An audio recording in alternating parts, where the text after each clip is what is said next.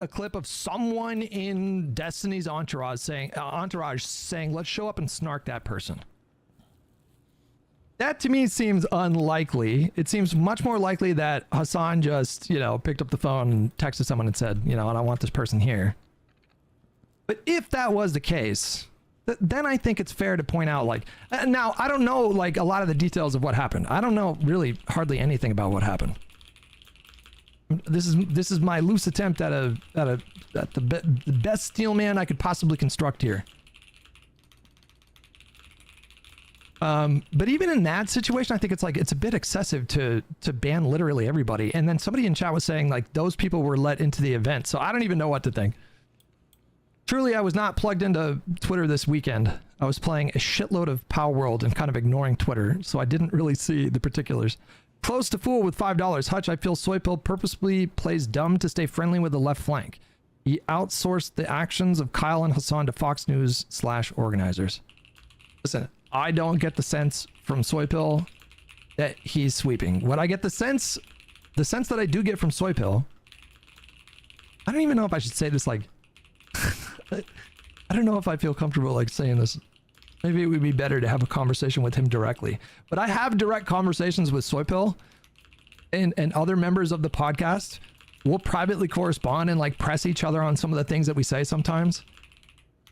I feel a little bit cagey about talking about these kind of things publicly. He is my buddy. He is my pal. He is my boy, and I love him because he is my boy. But I have criticisms of some of the stuff that he says. Hey, I've always been interested in your Obsidian workflow. Do you mind commenting on how you use Obsidian and why you picked over something like Notion? No, ask me in a month or two. I need to get back into using it more. I haven't been taking notes in a while. I don't know. There's stuff to get through today. I would say though, if you want to use a note-taking app, you should just start using it. Don't get trapped into the infinite cycle of trying to optimize your note-taking process, because I feel like a lot of those people, half of them never even end up doing any note-taking. They just keep trying to find the perfect system. I want to give a massive thank you to everybody who partook in organizing this anti-war rally that we're doing here. So much love to Progressive Victory. Much love to all the candidates that are participating in this. It's one thing for myself and Crystal and Hassan. It was an anti-war panel with unironic pro-Russia imperialist. Okay. To come out here and give our anti-war talking points. It's a whole other thing for candidates who are running all around the country to come out here and lead the way also as activists, not just as politicians who are trying to ladder climb, who are trying to make a name for themselves. And it speaks amazingly of the character of the candidates that are joining us here, that they notice that this is a historic moment where we need resistance, we need defiance, we need to stand up, we need to push back, and we can't afford silence in this moment. So much love to Oliver Larkin and Abdul El Sayed and Graham Plattner and Hartzell Gray and Shoykat Chakrabarti and, Corey Bush, Claire Val. This is a long stream. It's 5 hours and 40 minutes. But when you scrub through and look at some of the guests that were on the stream, I just assume about 1,000 problematic things were said during this panel. As everybody who's, every candidate that's partaking in this, massive shout out to you. So what I wanted to talk to you guys about is just taking a look at what the numbers were like, the popularity was like going into Afghanistan, Iraq, and this war, and what that tells us about where we're at, okay? So the Afghanistan approval, when that war started, you ready for this? It was 92%. 92. And that's largely because we were just attacked on 9/11, so people felt I want to defend my country, of course. And we were told this is the way to do it. The Taliban is protecting Al-Qaeda. Al-Qaeda attacked us. We got to go over here, okay? 92%.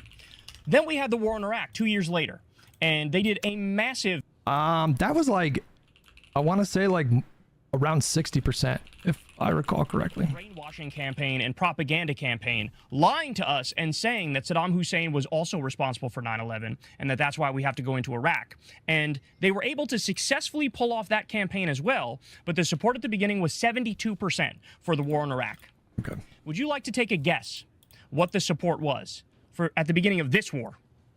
The answer is between 35 and 40%. It's pretty bad. I've even seen polls as low as 25%, 27%, polls as high as 42%, but the average is between 35 and 40%. Ladies and gentlemen, absolutely nobody thinks this war needs to be done. There is nobody who is truly convinced in their heart of hearts that, like, this is the right thing to do. We need to go in and start bombing little girls' schools in Iran and bombing oil depots and giving a city of 10 million people all sorts of illnesses like Gulf War syndrome and cancer. They're not fooling anybody. And so where we're at now in this country is they don't even bother to propagandize you anymore. They don't even bother to lie to you. The empire. What are your orders just for commits Soybill? Listen, fuck Soybill. I do think, though, we're going to figure this out, okay? Wait, hold on. I'm just weirdly curious. If you were able to get through basic and stuff, would a libertarian destiny enlist after 9/11? Back in the day, yeah, I would have. I thought the Iraq and Afghanistan war were fully justified. Yeah, I was a super mega conservative neocon. I tried to join the Air Force, but I was under the weight limit. I'm pretty sure I was malnourished. But what was I thinking? What was I just saying? You just fucking threw my train of thought off. Oh. Okay. Is there a way to have a big response that isn't also, like, the worst response? So, like, I vehemently disagree with Josiah's analysis that we don't ever have to, like, worry about the left flank because, you know, Trump is the bigger threat. And I'm glad that people in my community share my opinion on that. But, like, Josiah is, like, one step away or two steps away, maybe. I don't think he's, like, the enemy.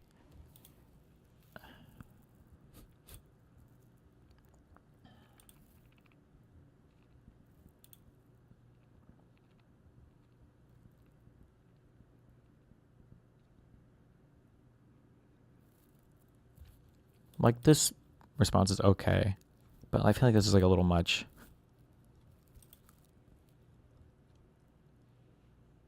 Some of y'all need to calm the fuck down. Okay, maybe this thread corrected a little bit.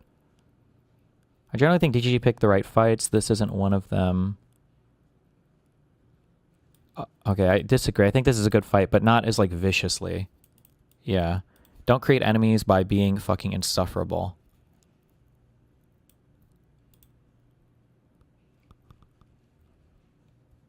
Yeah, I don't think you have to go super hard. Yeah, okay. I'll just leave it. I'll leave it at that. Just chill.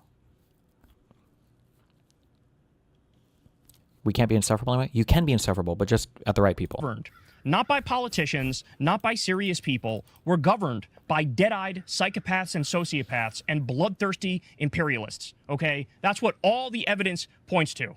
So the bottom line is, with this war, there was zero threat. Everybody knows there was zero threat. They weren't going to attack us. I don't know. I'm going back and forth on this one. Theoretical argument about how they're going to attack us. In fact, a couple hours before this happened, a couple hours before the attack was launched, did you know that according to Oman's foreign minister, Iran had agreed to the strictest terms on their nuclear enrichment? They had agreed to zero enriched uranium stockpile. Zero. Is he speaking broadly? Is he speaking about the admin? I'm going back and forth on this one. The biggest question, right? The biggest question here is why? Why the hell are we doing this? Why is Trump doing this? Why is Netanyahu doing this? As I call them, the axis of Epstein. Why are they doing this? And I came up basically with 10 answers. And this could be, any one of them could be the correct answer, or it could be a mix of all of them, okay? But the first thing is, Donald Trump has always been a goddamn warmonger. He's always been a warmonger. I used to pull my hair out in the first term, pointing at his record, increasing drone strikes over 400%, appointing every single neocon in Washington, D.C. to his cabinet, pardoning Blackwater war criminals who killed innocent civilians. Your community is just really energized right now. You need to channel that somewhere.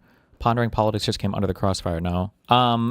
Yeah, but I think choosing good targets, we'll learn this, I guess, as we adopt the more aggressive style of fucking whatever bullshit this is. Yes, I think choosing good targets is important. Like Son says, we got to be strategic, guys.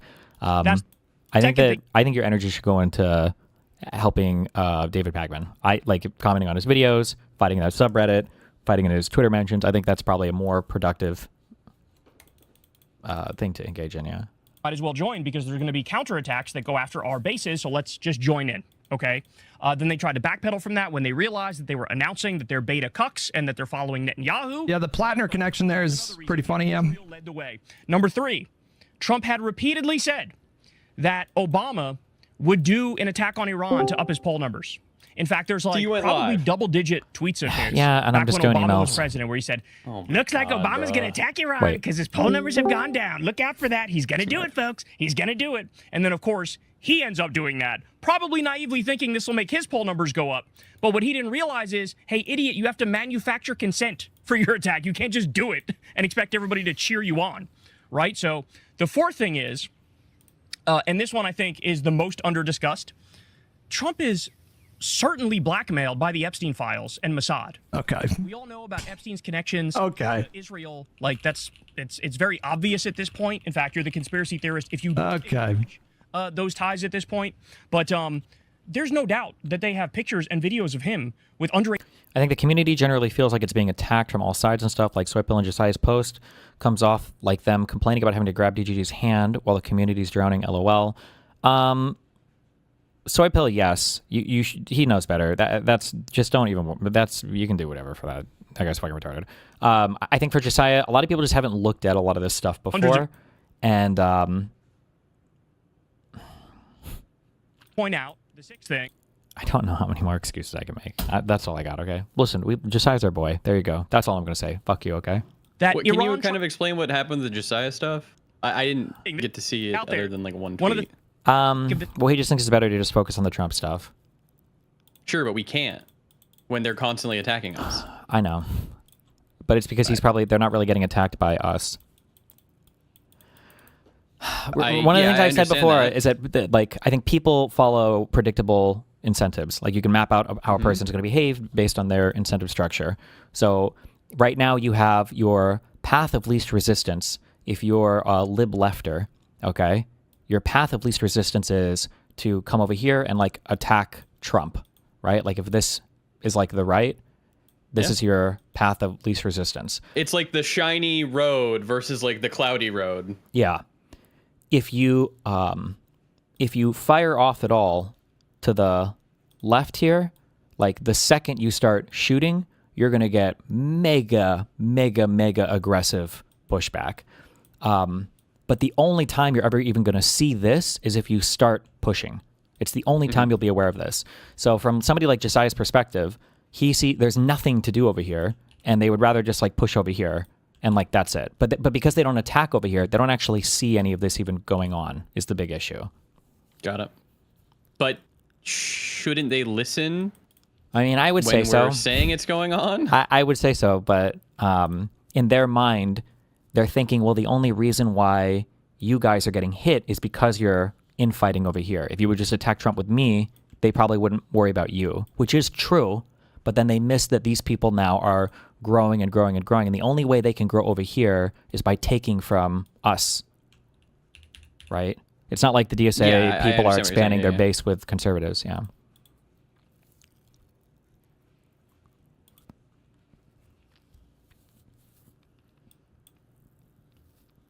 I don't know. I think this would be a good, interesting WIC panel, I guess. Maybe.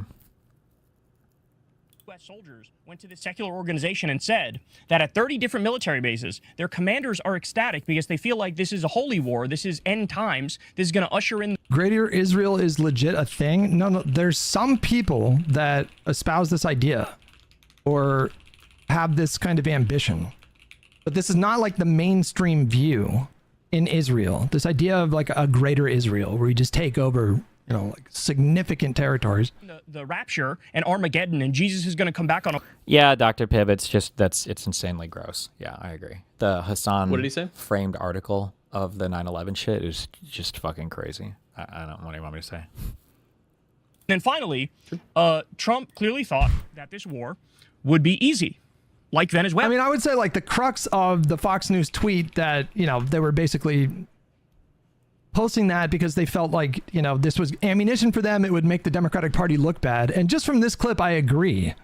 Like doing official, like, well, I don't know if there's like official Democratic Party thing, but like Democratic Party advocacy and then featuring this, like Kyle is legitimately like a fucking lunatic. He is like a Yes. lefty Alex Jones. He is Yes. legitimately fucking insane. Yeah. And it does make us look bad. It does. It just does. Obviously, it does. and he thought it'll make him an historic president. and that it gets clicks on the internet because it's super sensational, which I think is the point, and it does make us look bad. he'll go down in the history books. He'll be known for generations. He, in the same way that Israel wants to create a greater Israel, right, and expand through the sovereign territory and borders of other countries, Trump wants to extend the footprint of the United States. That's why he's always threatening to steal Greenland. That's why he repeatedly threatened to steal Panama. That's why he's talking about bombing Mexico, overthrowing. But then there's like elements of truth, like Trump is an imperialist. That's just true. That's like one of the difficult things I think about taking on people like Kyle is like there are, and left, just like kind of separately but related, but like left-wing populists, is that there are very often are like elements of truth in what they're talking about, like elements of truth. Starving Cuba to death as they're doing right now and not allowing it. But they throw it in with like all the other crazy stuff. I don't like this elements of truth thing. I don't understand. Now I'm having like difficulty explaining because they're more macro things, or it's more like system things, I guess. Where like I've tried to explain this using like a simple math analogy before, where if somebody like writes out like 2 to the 4 is the same thing as 2 times 4, which is the same thing as like 8, okay? Like you would say, okay, well, this is not right. This is wrong, okay? And then somebody say 2 cubed is the same as 2 times 3. And you say this is 6. Like, okay, well, this is not really right, okay? It's like, okay, well, 2 squared equals 2 times 2. Okay, they're right here. They are correct on this one. They're right here. They're correct. It's like, no, they're not. Like, but I don't know how to explain this. It's just so fucking frustrating that a guy with a basket of insane beliefs, when we're talking about whether or not a person is right or wrong, we're usually giving some kind of, I don't know if you say epistemic weight to the generator of the ideas. What are you using to generate the thoughts? And if the generator is like foundationally fucked, it doesn't matter if they spit out a correct answer every now and then. It's just... What matters is the work, not the what are you using answer. to generate the thoughts, right? Like the exponents aren't done by just multiplying the number and the exponent. It doesn't matter if in some cases you get the right answer or whatever. Like it's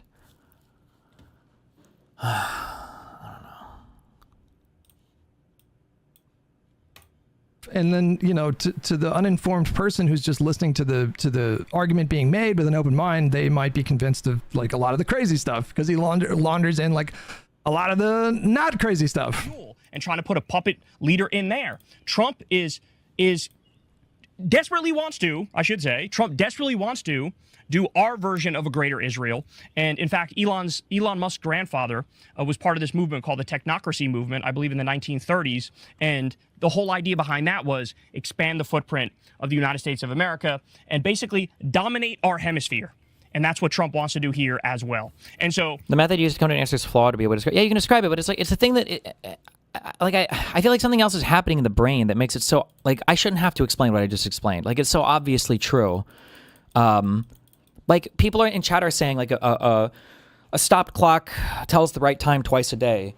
And it's like, okay, well, let's say that I have 3 watches that I can take and all 3 of them read the exact same time. But I tell you, one of the watches is broken, but all 3 of them are reading the correct time right now. You're never taking the broken watch ever. You would just leave it. You would trash it. Just because it happens to be correct this time doesn't mean you're ever going to take it or use it for anything. It's garbage.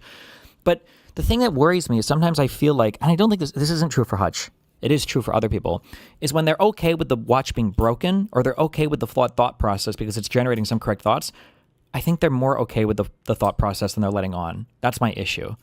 If a guy goes into like a sawmill and he's eating porridge and you see the guy with like a covering over his porridge, like what is the assumption? Well, he doesn't want to eat fucking sawdust. But if a guy's working at like a bakery and there's some flour floating around and and he's not covering his food at all, he probably doesn't care if he eats a little bit extra flour, right? Like he covers his food in one circumstance because he genuinely really does not want any sawdust to get his food, and the other one he doesn't actually care. So when I hear people talk about Kulinski's ideas, sometimes like, yeah, he's kind of crazy, but like he's right, on some things or whatever. It's like I don't actually think you think that his other ideas are as crazy as you say they are, because it sounds like you directionally agree with him. You just think he's a little bit further than you. But it's not just that like a lot of people view things on a one-dimensional axis as well, where their assumption is like, okay, like here's an issue. Let's say that I do this across 2 dimensions, okay? And let's say that I have a fact dimension, and then let's say that I have a political ideology direction, okay? You have to be, in my mind, for me, you got to be operating like you got to be operating up here and above, okay? I don't want to deal with fucking liars, all right? And then we can go left to right up here, I guess. But you got to be up here, all right? And then what'll happen is people like fucking Kulinski will give you these fucking takes, like all over the place, basically. And then, so I'm sitting up here. I don't know how far left you would put me or whatever.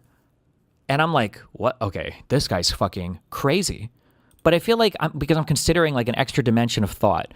But then when I look at like other people, it feels like what they've done is they have collapsed. They're only looking at this across a single direction as like left versus right. Fuck, I didn't mean to do that. And so in their mind, they're like, well, all they do is they bring this straight up and they're like, yeah, Kulinski's kind of crazy sometimes, but like, you know, he's directionally generally okay. And I'm like, no. We're not working off of a single axis here. He's like way the fuck out into spaceman land. It doesn't matter how similar you think he maps onto your political ideology at times. He's really, really, really far away. He's down here in the loony zone. It doesn't matter where the fuck their beliefs are down here. They're crazy.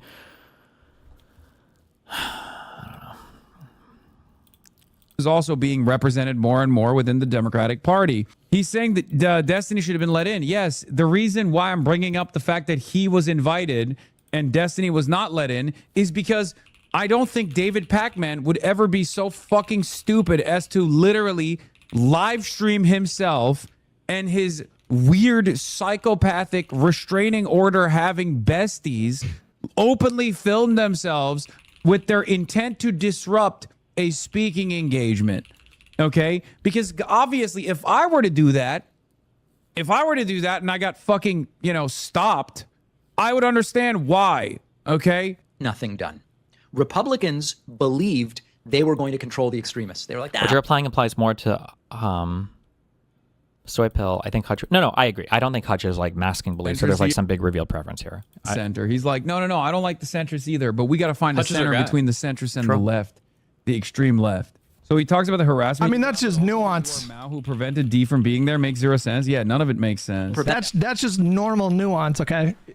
You can't always like fit things into neat and tidy kind of categories, Like it can't just be like the left and the center, There is a spectrum of political ideology. Some people are correcting some of the things that he said in this video. Again, I was not super online this weekend, so I just straight up, it's not a cop-out, I just straight up missed a lot of the particulars. that outcome. But we've got to get them to get things under control right now. I've said before, I've never been a Democrat. I don't care about the Democratic Party beyond who offers the better candidates, and usually it's Democrats over Republicans. But we've got to make sure that we don't allow that party, if it is the vessel, at least for now, to something better than what Republicans are offering, to be hijacked. This is about Again, big dog. Timeline of what caused him to be banned from the event. Someone made this is very helpful. His location should be publicly available at all times while he's streaming. If Dan wants to do something useful and still be a Hassan hater, yeah, someone should send This was in January. What does this have to do with the event? this to David Pacman, to be like, hey man, do you think this is defensible? Yeah, saying stuff like, just a heads up, I'm gonna Remember to use to debloat Windows. I think it was Chris Titus. physical jerk. Windows debloat, maybe look for that. This guy, bro, this guy straight up, like 2 weeks ago, it wasn't even that long ago, pulled up a journalist's email account on his screen while he was streaming and straight up said, like, here's their email Does Hassan account. If think he anybody should be wants to disallowed like from vote- every fucking political event in the future because he posted like the how to make a fucking gun and kill people on Twitter? Do you know what I'm talking about? Yeah, I mean he should be, but the reality is he like no bad tactics, only He's bad just not targets. gonna see that ever. Yeah, I guess. All right, Yeah. classic. harassment campaigns against Destiny's Wait, who even was that? Darius? trying to get physically in their space, and here he is filming himself with intent to fucking disrupt this event. The entire timeline of different clips. Could have wearing the exact thing that his son. Sherman Lamau. You could have been, she's the girl in the shot collar, and then when they pull her over, they would be. There you go. I literally told him that, and they said like, nah, don't pay attention to yourself. I literally told him that. We should have been like, we should have been more powerful. Wait, what's the name of that fucking that shitty video? I thought the name was the Complex. Is it Context? No, it was Complex, wasn't it? Oh no, wait, it was this. You need this on like your fucking soundboard, bro. What is it? I'm an idiot. I'm a dumb bimbo. I don't know. Has been consistent throughout my career. I'm an idiot. Hold on. Nations are absolutely authoritarian in its structure. The criticism that was thrown in my face has been consistent throughout my career. I'm an idiot. I'm a dumb bimbo. I don't know what I'm talking about. I've gotten numb to the criticism. Like it's not. As a matter of fact, I seek it out now because I make content out of it. I think it's funny and fun. He seeks it. I was born in. It's just a crazy. At the idea of the administration investigating Adam Schiff. He's just not that guy. Oh, they were celebrating a State Department memo on my trip to Cuba. It's like, bro, you were literally rooting for Adam Schiff to be locked up by Donald Trump. You said lock him up on your stream. Guy is actually in any way, shape, or form even a fucking liberal. Okay? He is unprincipled as shit. Didn't Nira just last week say she supports AIPAC over you? Yes. Queen? There's a war. There's a war Queen? has started and is in right now, and it's frankly shocking that there are no protest IRL on here about it. No one seems to care because every Dem except Fetterman has voted against the war. That silence really lets Trump off the hook. The audacity of Nira Tanda to spend 90% of the time boosting AIPAC-backed candidates and the other 10% complaining that there aren't enough anti-war protests is breathtaking. Oh shit! I got a kind of a troubling email. We're not even in a position where we can begin to talk about this, but do you want a meme? About what? 6 days ago. Hey Destiny, since you're traveling, here is some food for thought to pass the time. A good talking point for any of the corruption / stock trading stuff, and Nancy Pelosi comes up. In her entire 37-year career in Congress, Pelosi's stock portfolio grew to $130 million. This is a tidy $3.5 million a year compared to Trump making an estimated $1.4 billion in 2025 just from crypto gains. I saw this phrase and it has been ringing in my head ever since. Quote, "The canary isn't in the coal mine to dig," end quote. A signal is not there to remedy an action, but to make sure that we are paying attention. I keep coming back to the emoluments clause violations with Trump. It's all about the signal that the leader of this country couldn't even consider taking a personal boon over the benefit of the country.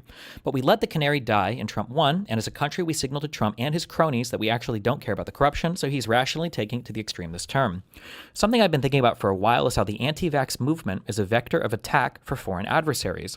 I think this could be a real danger in the coming years. MAGA has opened us up to foreign actors, should they choose to go that route. How the MAGA anti-vax are a specific vector breakdown as, 1, they are suspicious and outright hostile to modern medicine, such as not doing preventative care like vaccines and view treatments the same. And then a subpoint to this is they view basically all vaccinated diseases as no worse than a small cold. My own family has said this in regards to measles, and if it is bad, it's just gut inflammation. 2, they view going out while sick almost as a virtue. I'm not going to stop my life for a little cold, and others won't really get that sick.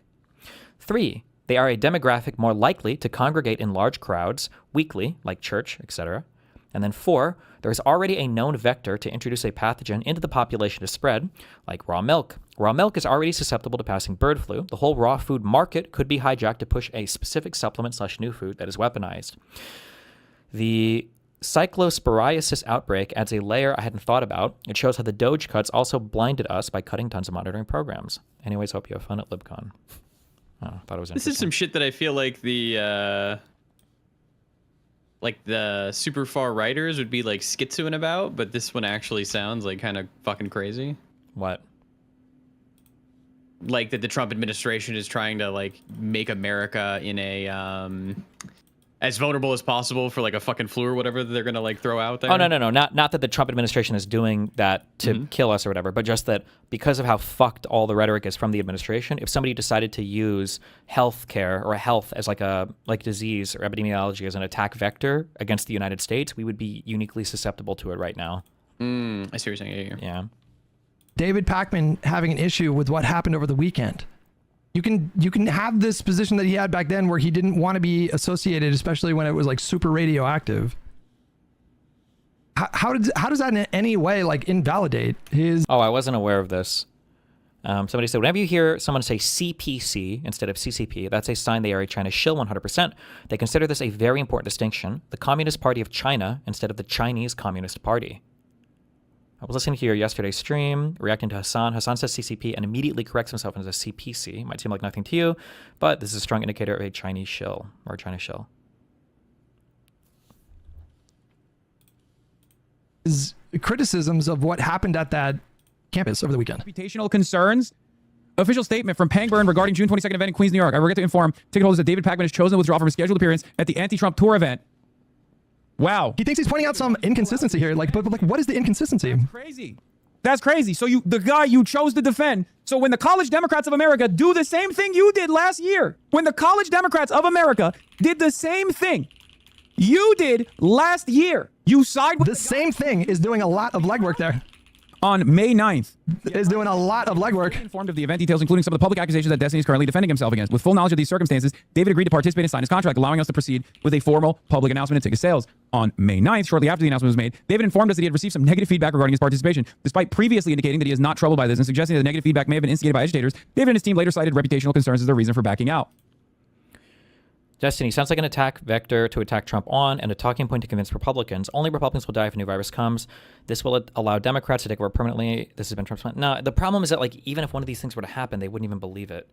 Like, I'm so curious today what would happen if we got like 9/11. I don't know where the fuck people's brains would be in terms of conspiracy. Yeah, who the fuck knows? Shit, Jesus.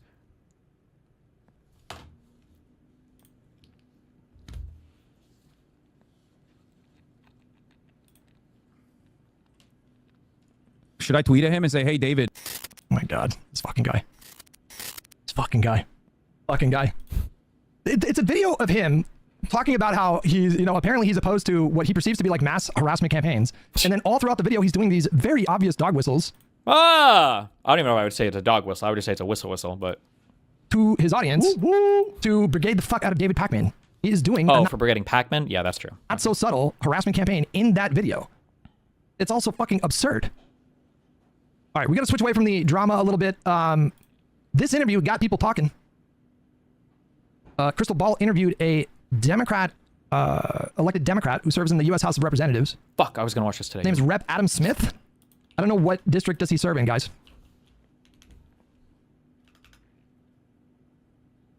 Props to this guy for having the fucking balls to go into that lion's den. Bozzy with I'll see some Instagram comments that say some Zog shit, and the comments have like 150,000 likes. Oh shit! How did the Jewish CDA group or whatever that made that Instagram post? I wonder what their shit looks like. 2 pounds Hassan brigaded and caused the dropout. By the way, where does this guy? What state does he serve in, guys? Does it say maybe in here? No. Yes. I don't know.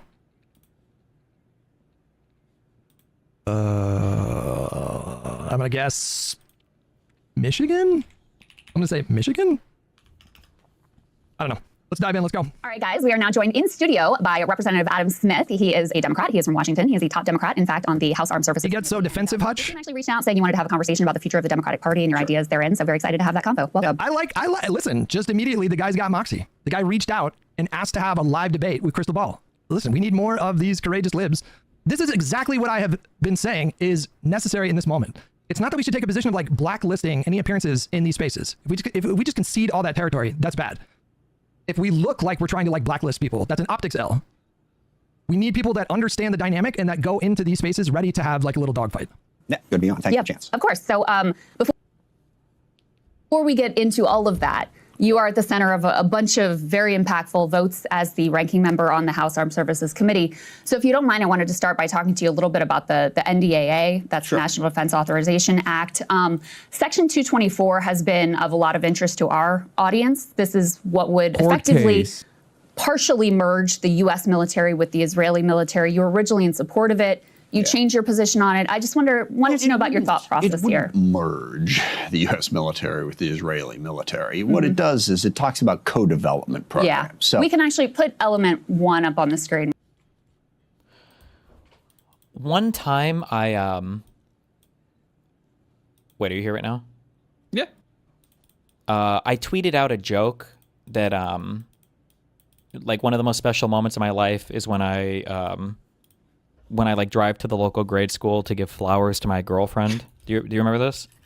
I'm sure I've seen you tweet stuff similar. If I don't remember that one. So my mentions were filled with people saying like, "Oh, so you could watch her get cream pied, you cuck," or whatever. Like it was all this shit.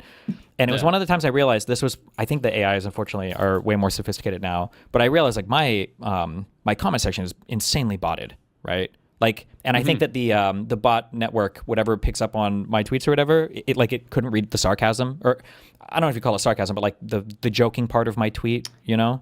Yeah, I see what you're saying. Yeah, like the joke is yeah. There's a lot of was it this? Oh, why is this not deleted? I thought I deleted all my tweets. Buying your girlfriend her favorite bouquet of flowers and timing the delivery so they arrive right when she goes out to recess. Hashtag just boyfriend things. And I had so many replies like this. Is this advice on how to find a woman that gets railed by every man in the city? And then she dances with another man. Was this tried last time? And like, it has to be bots. Yeah, because or I guess, like, if I'm being the best faith possible, it could be, like, people who speak another language? No. Kat Kanata is that woman that I debated in the Twitter space. Like, like she sees, like, oh, you're so edgy, right? That is like is an edgy joke or whatever, right? Yeah. Is that why your whore wife left you for another man? So it's, like, crazy to me, one, that there are bot networks on my tweets, and this was 2 years ago. And then also, two, that, like, I guess they've decided the way to attack me is with the cuck jokes. I guess. Yeah. Fuck, I don't want to scroll on this. But I wonder, because I just saw this, somebody apparently posted this in a sound sub 13 minutes ago. The leader of Epstein Island can't even do basic math. Oh. My guess on that one, is there a video or no? No. Okay, so they're just lying then. Well, my guess is this is one of my fans. You think this is one of your fans putting it on the Hassan subreddit to fuck with them? I guess. But that was my guess. Oh shit! I don't know. I thought it was just a Hassan fan doing it on there and just like being a liar. Okay, wait. Never mind. Maybe it is just a Hassan fan. Fuck. Or wait, what is this account?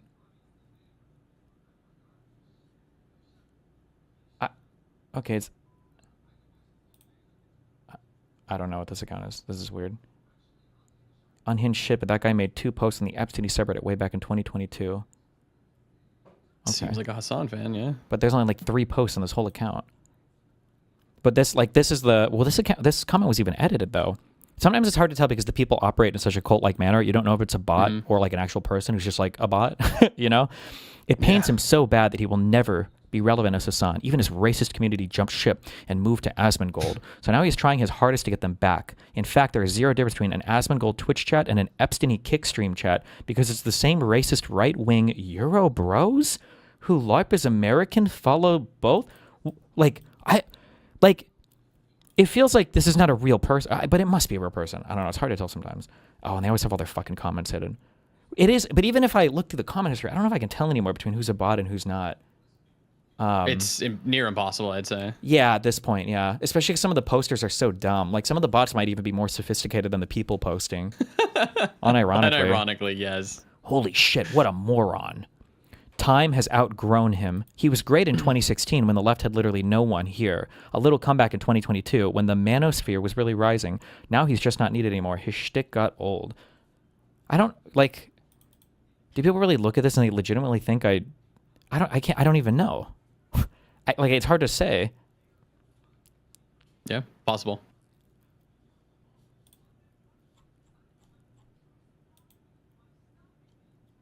I don't even know why this guy got downvoted. Was he not shitting me hard enough? I don't know. Well, Sure. it's disgusting because it has some of the I specific mean, the language. Pentagon has 1,000 different development programs that they're put together for procurement of, I don't know, everything from the F-35 to a radio. Unironically, is there any reason you won't outsource bots to amplify yourself? I don't know. I've been trading more on values that I have over the past several months in terms of like doing the clipping and how we attack people. I don't know if I would ever change on the bot thing. There are still some things. There are some things that I'm not willing to do because I feel like once you've passed this point, you've lost yourself too much.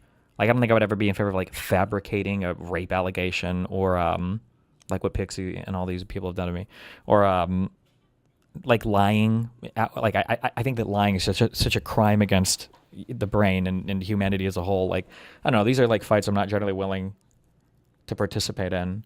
And I like, there's also like a small point, I guess is like a personal issue. There's a small point of pride. I really do feel like I'm probably the only content creator. I don't know if I'm even exaggerating. I think I'm the only content creator my size or larger that doesn't bot any of their socials. Like, I've never botted a single social or anything in my entire life. And when I look at like the engagement that other people get, when I look at the types of replies and the lack of viewership these guys get when they go on shows and stuff, the inability to fundraise sometimes is weird to me. Like Hassan, like all of PV did a fundraiser.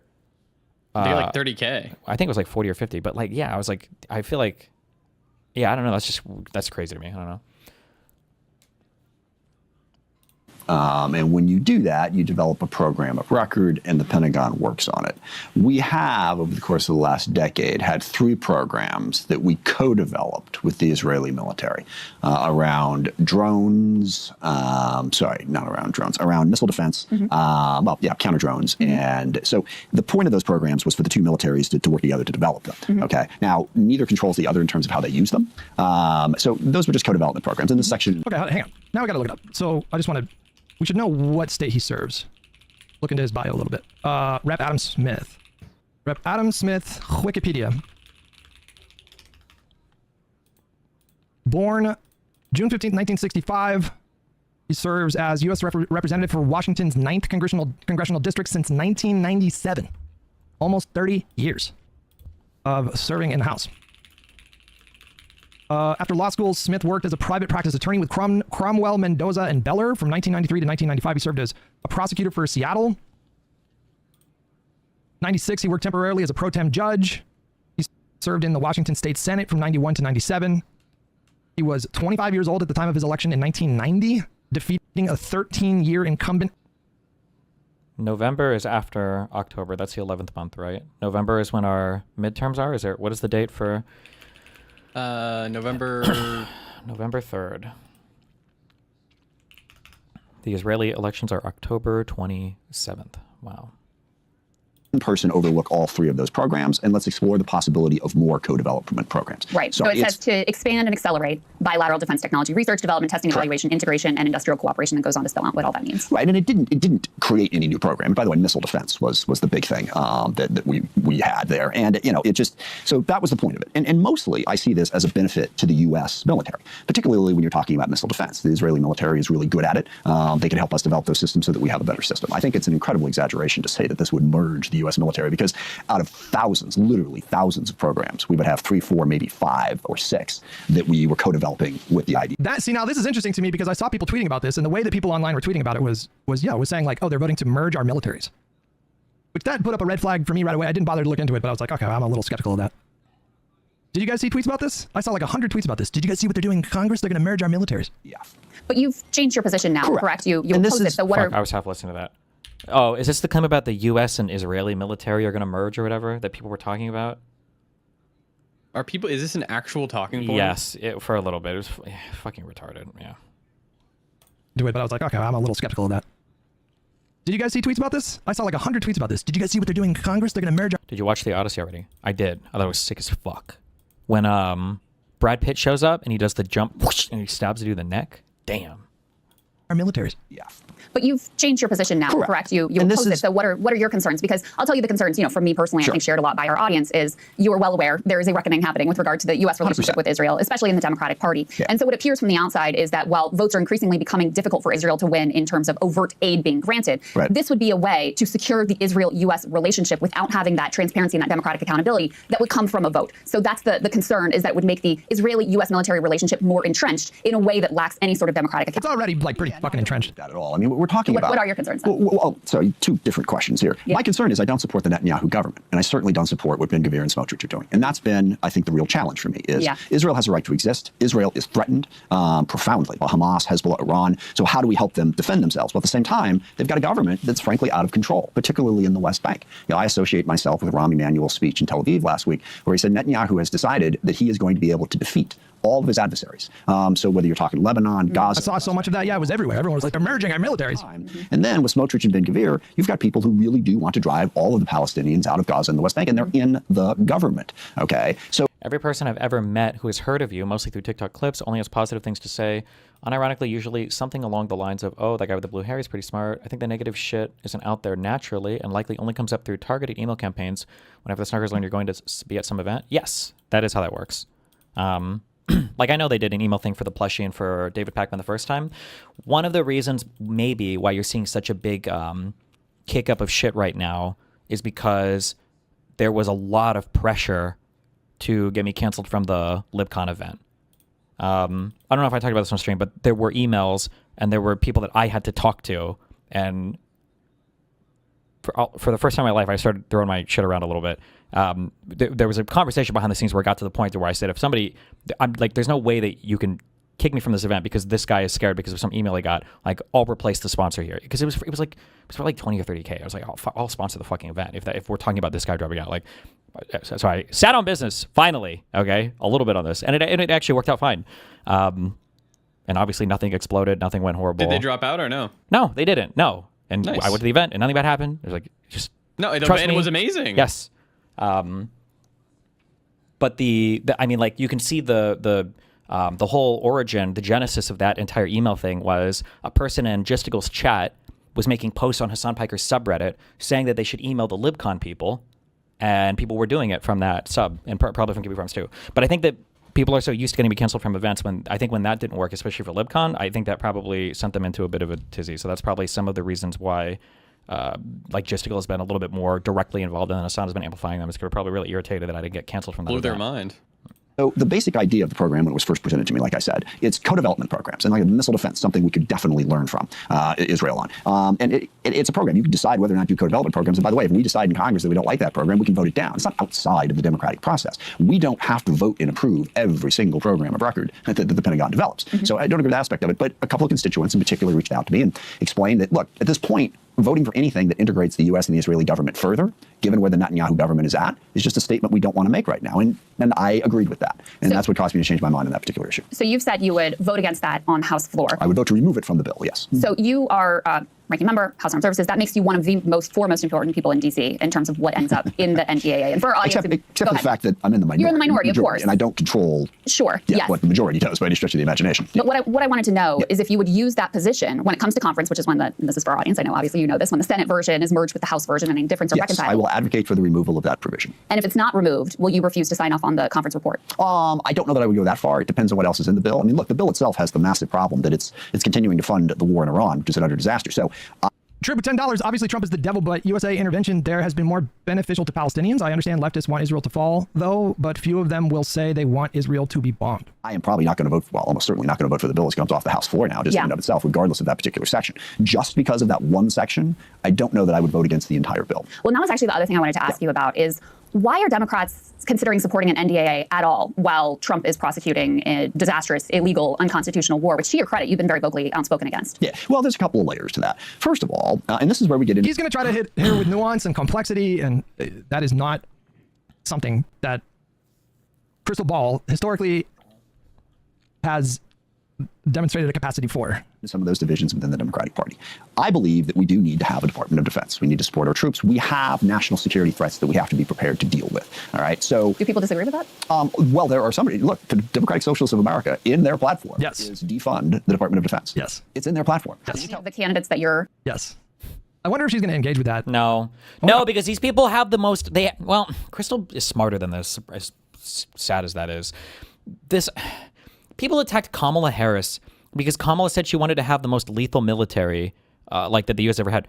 We should want to have a lethal military. Like that's the point of a military, is to be lethal. Like people get so stupid about funding defense and everything, and it's like I think sometimes these people legitimately think the United States should drop all of our arms and like get rid of all of our nukes and just like be a pacifist nation. Ugh. I wonder if she supports that. You know. Aware of. Our troops, we have national security threats that we have to be. She just immediately, her instinct right there was to start sweeping. If you guys noticed that, just immediately she was like, I assume she's going to say, well, is anybody actually saying that? Prepared to deal with. All right. So do people disagree with that? Well, there are some. Look, the Democratic Socialists of America in their platform is defund the Department of Defense. It's in their platform. Have any of the candidates that you're aware of held that position or? That's exactly what you. Bro, it's in their platform. It is in their platform. Yes. Why would you possibly ignore that or try to dismiss that? Yeah, but is anybody actually saying that? You know, like it's in their platform. How else are we supposed to take that? Advocated that position. I don't know. I see lots of people advocate for cutting the Pentagon, which I would agree with. That you may agree with as well. I don't know. I haven't heard anyone advocating for getting rid of it. At least nobody who's elected to office. It is literally in their fucking platform. All right. Whatever. Yeah. No. I like his vibes. Listen, I think he's going to handle this well. I like the vibe so far. You know, we'll see where this goes. But it's part of the DSA platform. Yes, okay? yes. Also, a broader. Do you agree with every single word of the Democratic Party platform? I do not. Okay. Okay. So yes, but so should you be held to whatever views are theoretically in some policy position paper? Yes, of course. Like every Democratic Party elected, like every elected Democrat, when the party releases its national platform in 2028, every elected Democrat is going to be held to account about that. And so there are going to be Democrats who maybe come out against this or that part of the platform. But it warrants the question, you know. So like I don't like Daria Lisa. Does anybody seriously doubt that she would support literally defunding the entire Department of Defense? I think probably Clara Valdez would as well. Probably Melat Kiros. Like I feel like they would support that. Or should we deal with the reality of what your positions are? Is it okay to lie when it results in an objectively pro-Democrat propaganda tweet like this? It gets 22,000 likes. Over 100 Democrats just voted to end U.S. funding for Israel. Every Republican except Massey voted yes. What do you mean? Or what's the lie here? Why would they put it in there in the first place? But aside from that particular, why indeed? There's the larger question of the role the U.S. plays in the world, and this is where I do disagree with the DSA. I mean, their general position is that the U.S. is responsible for most of the conflict in the world, and I've heard these arguments about whether you're talking about Iran, North Korea, Russia, China, that everything they're doing is merely in reaction to us. Dude, I immediately love this guy. This guy woke up and was like, you know what? Wait, what? Why did the trib just get timed out? What happened there? It's like over the platform, they will be held accountable. Wait, why did he just get timed out? What happened? What do you say? Wait till he asks her, who will replace Israel after you remove them? I did see that clip. I saw that clip. They probably meant this one. And I don't agree with that. I think we've done some Senate Dems bad specifically things, blocked not in Republican question, efforts but I to do think we merge face U.S. and threats. Israeli. What did the trib Oh do to my get God. timed out there? Okay. No, so that's retarded. I'm not, going to say that we shouldn't ever have a National Defense Authorizing Act. The second piece of this that I'm curious. Well, I'm not saying, curious what people think about this. Just to pause on that point for 1 second. The argument I'm making, and I think other people, is not that we should never have a National Defense Authorization Act. It's that in this moment, Democrats, as you know, have precious little leverage that they can use as Republicans control the House, the Senate, and the White House. Trump is prosecuting what is an illegal war. There was a war powers resolution that was passed through the House and the Senate that he is in violation of. I think the honest answer here is that there are political realities that are difficult to ignore. So I assume the calculation is like, well, if you hold up, it's one thing to do a shutdown over funding like DHS in a way that it doesn't like immediately like harm the national security, which is what they did. That was like a smart use of leverage. That was an effective use of leverage. They won that shutdown fight. Do you agree with the 1.5 trillion budget request? Like, should that be given? No, I don't know what the fuck the money, the current admin is just fucking crazy. I don't know what the fuck they need the extra 500 billion for. Miss me with this fucking crazy ass bullshit. Holy shit. No, that's insane. Do you know why they want it? Oh, I don't know why. To build bigger fucking boats? They wanted boats? to build their military back. That he built back the first term? What they were or? using in Iran, yeah. Okay, it's fucking retarded. They literally want, 50% more. Like they want 1.5 trillion instead of their 1 trillion they usually get. It is like, if you ever want to feel suicidal, I don't know if you've ever felt that way before, if you want it, if you miss it, arguing the talking point that Republicans are worse for the budget than Democrats is the most, like, it is a dogmatic religious belief, paradigmatic, of the American mind. Democrats and Republicans alike subscribe to this idea. I think even today, I think I saw a poll yesterday that Republicans are still considered favorable when it comes to the economy over Democrats. It's just like the stereotype is that Democrats are kind of like these weak losers that like care about the poor, but they suck with the economy. And Republicans are like the strong guys who, you know, they might be mean, but it's tough love because they're good for the economy. No. They suck shit. They suck at it. They suck at managing fucking everything. Even the neocons sucked at managing the fucking budget. I don't know why they get this reputation. It's so annoying. Is this called a truism? It's another thing entirely to. I would call this a truism. Yeah. It's just like a thing. It's just like taken as true. It's like, but it's not at all. Yeah. Like torture it for a second. Same thing. It's like all the complaining I do with like the fascist regimes in history and everything, where it's like you've got like the weak affirmative action, woman suffrage, minority lover regimes, and these guys are weak and they need to be strong. We need to recognize that it's like a master race or one type of people. And it's like all of those people that had like the crazy like regressive social beliefs. All of those regimes die in like a single generation. They suck. None of them end up actually working out as some kind of fucking. They all envision themselves as being some like Spartan master race, but they end up being like an army of Asmongols who are conscripted and given assault rifles they can't even carry. It's just like crazy how like these truisms are just given as like, well, this is the way to run it if you really want to be fucking hardcore. And it's like, but it's not. It's actually like the gay diversity woke shit or whatever. It's the trans drone operators that are killing the brave white proud Russian soldiers. Yeah, not even because it's like the minorities. I think they're conscripting in Russia, but I don't know. The truisms that run around with a lot of this shit. Oh god, it triggers the fuck out of me. I don't know. Like be the party that votes to like not fund the Department of Defense. I imagine politically for Republicans that would be like a really like effective, easy line of attack against Democrats. And so like, I don't know, maybe I'm wrong about that, but that just seems to be like obvious political calculation. Just to be clear, it's a bigger part of the problem. Even if this war was. Sorry, reading another meme. Hi, Stephen, longtime viewer here. I watched the portion of your stream where you briefly covered the Tallarico/Crockett discourse. As a former staffer for the Tallarico campaign during the primary, I hope I can add some context to that race and how we got here. It's been incredibly interesting to see how the factional battle lines were drawn in this race from the beginning. The first person to announce their candidacy for the Senate seat was Colin Allred, who performed pretty poorly against Cruz back in 2024. Second was Tallarico, who announced in September and fairly quickly gained traction as folks discovered his background and profile as a state legislator. Finally, Crockett joined the race in December, quite literally in the final hour before the filing deadline expired. Soon after, Allred dropped out, recognizing that he didn't have a clear path to winning the primary and jumped to a congressional seat in Dallas. This cleared the field for a matchup between Tallarico and Crockett in March. In the initial days of Representative Crockett joining the race, things were pretty positive. Both candidates seemed to recognize that tearing each other down in Texas would do no one any favors going into the general against the Republican machine here. James even put out a video welcoming her into the race and asked volunteers to treat her with respect. At this point in the race, the battle lines began to be drawn. Tallarico managed to get the support. I feel like somebody told me at one point, if I write stuff, I try to get rid of it. I think using passive voice is bad. At this point in the race, the battle lines were drawn is better than began to be. There's like I think that's called passive voice. It's always clumsy when you write it. I forget sometimes, but I try to get rid of this. Anyway, sorry, random thing. Tallarico managed to get the support of both left progressives and white moderate/reform-minded Republicans, while Crockett received the bulk of her support from black moderates and some Harris loyalists still active online. In my view, white moderate voters clung to Tallarico because of his do-good Christian bona fides, while left progressives used him as a vector to attach their anti-Israel sentiment to the race since he refused AIPAC money. As the race went on, Tallarico made a concerted effort to also court Hispanic voters with events, Spanish-language ads, and phone banks. His path to victory in the primary was clearly through turning out older white voters with moderate to Republican backgrounds and young white/Hispanic progressive voters. We tried earnestly to court black voters in the primary, but I can't blame them for backing Crockett, whose reputation precedes her in the state. The most interesting aspect of this race has been the online pundit class, the take-havers, so to speak, and how they ultimately shaped the primary and continue to exert, in my opinion, unearned influence going into the general. From the jump, niche content creators and online politicos who largely live out of state have been endlessly injecting their opinions into this race. The broad electorate seems to like both candidates and would have been happy with either facing the Republican in November. Online, those sentiments aren't shared. Some progressive creators go incredibly hard after Crockett's most vocal supporters, while others subscribe to the mindset you described in your stream, essentially pressuring black voters in the state to set aside their reservations about James. Some of Jasmine's most vocal supporters are practically writing Republican ads for them them with the way that they talk about Tallarico. Most of the vitriol online has little to do with Tallarico himself and more to do with proxy battles between online factions, either folks who felt spurred by Crockett's loss and want to watch James crash and burn, or folks frustrated with Crockett's behavior who want to see her expelled from the party. I hope this makes sense. It's been genuinely difficult, even for me, to parse the ideological battles being waged online over what's overall been a positive race, one that's uniting Texans in a way not seen since Beto's run in 2018. I'm happy to keep sharing context or answer any questions from the ground here if it's useful for you to continue covering the race. Oh, shit. What?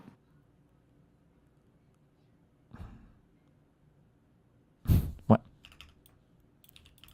Why wouldn't you... Hold on. What? Waiting. This is the last paragraph. Why wouldn't you put that at the start? Oh. Forget you heard any of that. Sorry.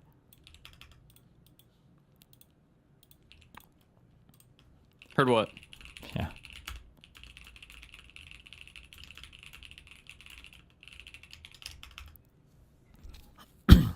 He said at the end, don't go into anything explicitly on stream. I'd like to keep some of this private, but like, fuck me, I guess. He's snarking you. Yeah, this guy just snarked me.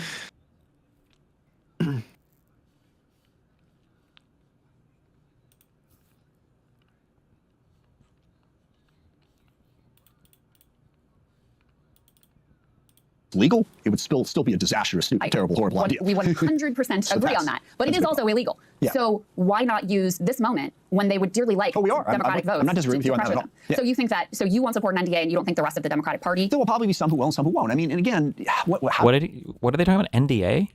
Does that stand for something that's not non-disclosure? What are they talking about? Still be a disastrous, stupid, terrible, horrible idea. Just to be clear, it's a bigger part of the problem. Even if this war was legal, it would still be a disastrous, stupid, terrible, horrible idea. We 100% agree on that. Oh, they're talking about the whatever the authorization for military force would be or whatever, I think. But it is also illegal. Yeah. So why not use this moment? National Defense Authorization Act. And they would dearly like Democratic votes. I'm not disagreeing with you on that at all. Yeah. So you think that? So you won't support an NDA, and you don't think the rest of the Democratic Party? There will probably be some who will and some who won't. I mean, and again, how do we use that leverage in an effective way? Isn't that the question? Yes. Keep in mind also the national. Isn't that the question? Yes. Actually fund anything. It's not the appropriations bill. It's the authorizing bill, which is the other point I've been trying to get to. Congress needs to exercise oversight of the Department of Defense. What would we actually accomplish if we did this thing? Collective bargaining for all these. That is a question that I feel never comes up in Crystal Spaces. That is such an important. For all these. That is a question. As oversight of the Department of Defense. What would we actually accomplish if we did this thing? Yeah. For all these. Nobody ever goes that far. That I feel never comes up in Crystal Spaces. That is such an important question, I think, in politics. Like, what can we realistically expect is going to happen from this? Could anything bad happen from this? What good things could possibly come from this? I think that they just like don't ask that question. Ryan Getty, another peaceful day in Libland. Things are heating up out there, buddy. It's starting to get weird. It's starting to get dialed up. The tensions are reaching a fever pitch. It's only going to get worse. The employees, which we got put into the bill. We've got a variety of different things that fence Secretary Hegseth's budget. It's getting weird out there, guys. Over more information. It's us exercising our oversight.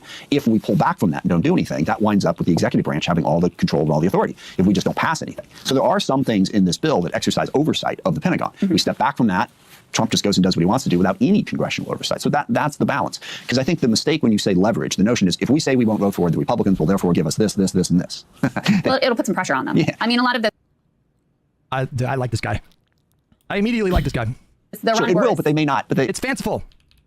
It's fanciful thinking. It's fanciful thinking to think that like you can force any outcome that you want. You can create any leverage that you can conceive of and force the capitulation of the majority party. That is fanciful thinking. It may not result in that. So yes. But it may be worth a try. They're very unpopular. 100%, And yeah. 100%. Yes. Let me ask you about your vote for the Thomas Massie amendment, which would block aid to Israel. And this is another one where you had told one outlet that you were planning to vote against it, and then you changed your mind and decided to vote for it. You put on a statement saying that you wanted to send a message to Benjamin Netanyahu.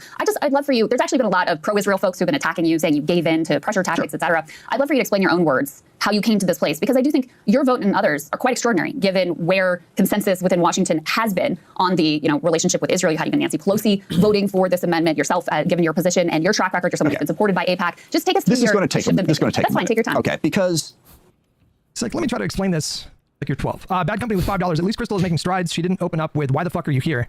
That's true. That's true. That's true. That's true. Progress, not perfection, right? The real challenge here is what Israel has historically been. Okay, Israel was historically a democratic state in the middle of no democratic states. They were a very strong ally of the U.S. We partnered with them on a variety of things, counterterrorism being the biggest thing during the ISIS fight and elsewhere. So you've got that historical relationship. And then you've got the reality of what Israel is living in. And that is that they are the only, well, except for Ukraine, they're the only country in the world, well, they're the only country in the world that from the day they were founded, people have been trying to eliminate them. I mean, there's no other country in the world that, Yemen and Saudi Arabia fought, but the Houthis never said that Saudi Arabia didn't have a right to exist. Okay, very existence wasn't on the line. When Israel came into being, from that very moment, they have been attacked constantly. And yeah, it comes down to a fundamental question: does Israel have a right to exist? Now, I'll tell you, this is absolutely the DSA position is that they don't. Okay. Well, let's pause on that. I want to get to the DSA, and I don't want to fight you on all of this, but I want you to get to your point. I got to get through this. Okay. So if you have a situation where Israel is threatened on all sides, and I know it's like, well, no, it's not saying they don't have a right to exist, just they have to let all the Palestinians back in, and then effectively the Jews no longer control Israel. Okay. Well, I'm sorry, but whoa, who the fuck? Who is this guy? Something Smith? It's not Adam Smith. What's this guy's name?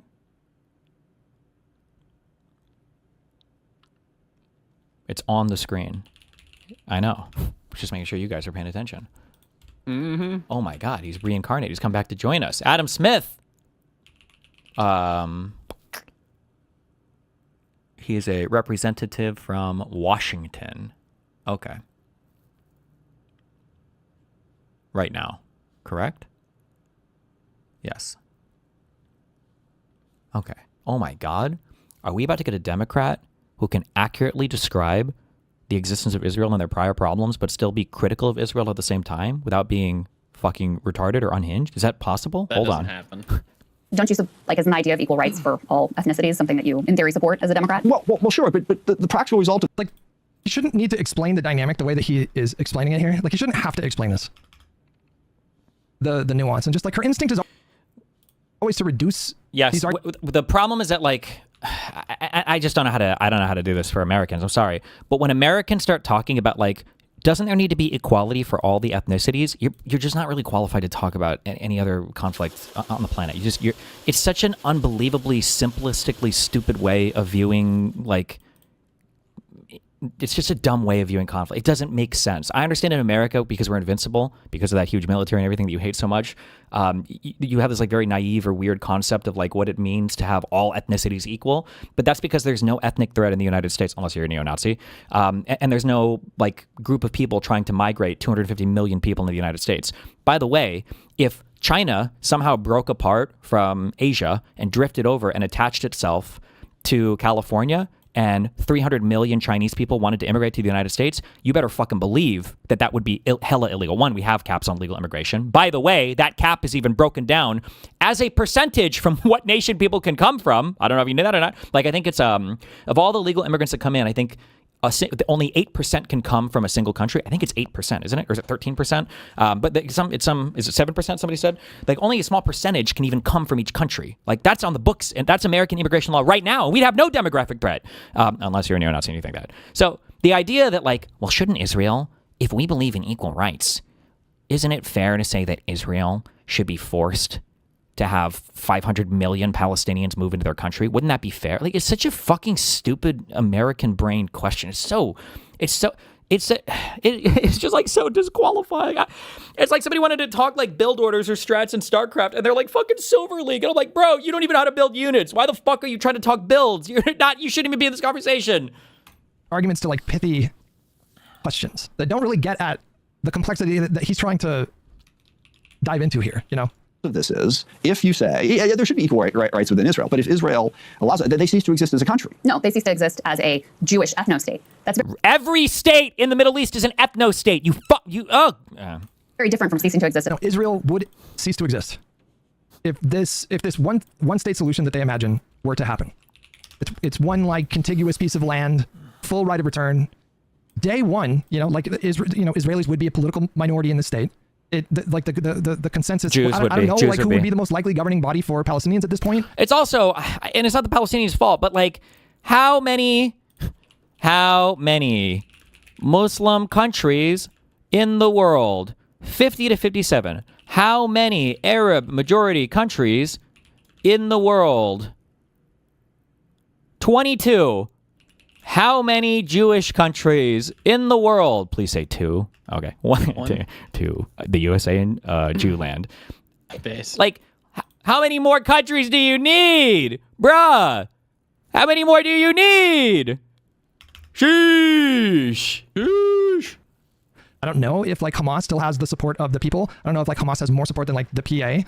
But the conventional wisdom for a really long time was that, theoretically, if there was going to be a governing body for all of Palestinians in a single state, it would have been Hamas, who for years had more support than the PA.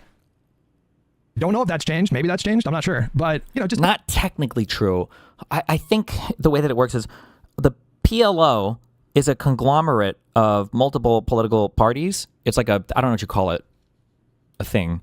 And then inside the PLO, I believe Hamas won the most seats in the PLO. But it wouldn't have been the only governing body, because I think Fatah was the number 2. Like, there were other parties within here that had seats as well. Right, I believe.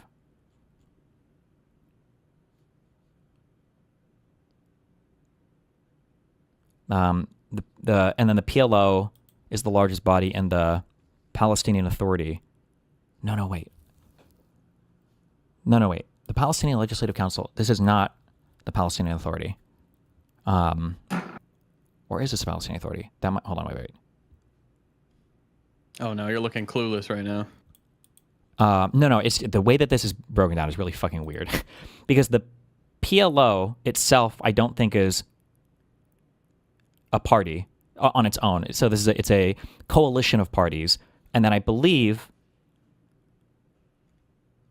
within the PLO, you have, like, Fatah is your biggest party here. Oh, okay, hold on. So the PLO is a coalition party. Fatah is the largest member of the PLO. And then the PLO was the second largest party in the Palestinian Authority. And then the largest party in the Palestinian Authority is Hamas. Okay, sorry. So it's Fatah is the largest party within the conglomerate party of the PLO. And then the PLO is the party second in size to Hamas. And then these are the these are the parties that are part of the Palestinian Legislative Council, which is the Palestinian Authority, is the unicameral legislature of the Palestinian National Authority, which is the Palestinian Authority. Okay. Sorry, the point that I was making here was that Hamas wouldn't be, I guess technically they can form a majority government on their own or whatever, but like it's not like every single thing would have just been Hamas. I don't know why I'm in the weeds on this, but just as a thing now. Really long time was that, theoretically, if there was going to be a governing body for all of Palestinians in a single state, it would have been Hamas, who for years had more support than because it sounds like it feels like all of Palestinians in a single state or whatever, it would have been Hamas. It's like, this is like kind of true, but like technically it would be the Palestinian Authority is the government, and like other people theoretically could win elections in the future if Hamas doesn't kill them all, which they do on and off, so I don't know. It says that it was disbanded in 2006. What does that mean? Well, if the Palestinian Legislative Council, whether or not this is even in effect anymore, it says disbanded in 2007. The issue is that after they did their first set of elections, and then, well, hold on, this is first elections in 96. They did a big set of elections after or during the second Intifada around 2005. It might have been maybe this in 2006. And then when Hamas won a majority of the seats, nobody was happy with that.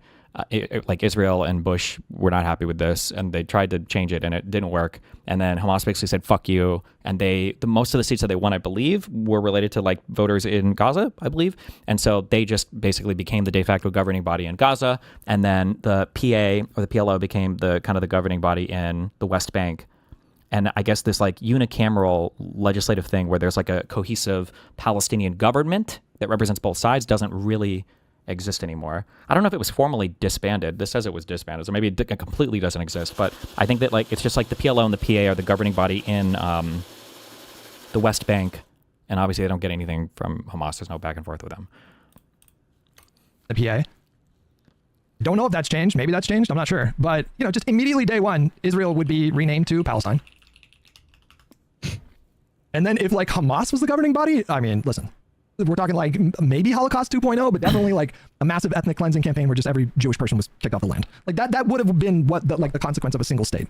As a country. Oh, come on, hold on. There you go. Push back, Adam Smith.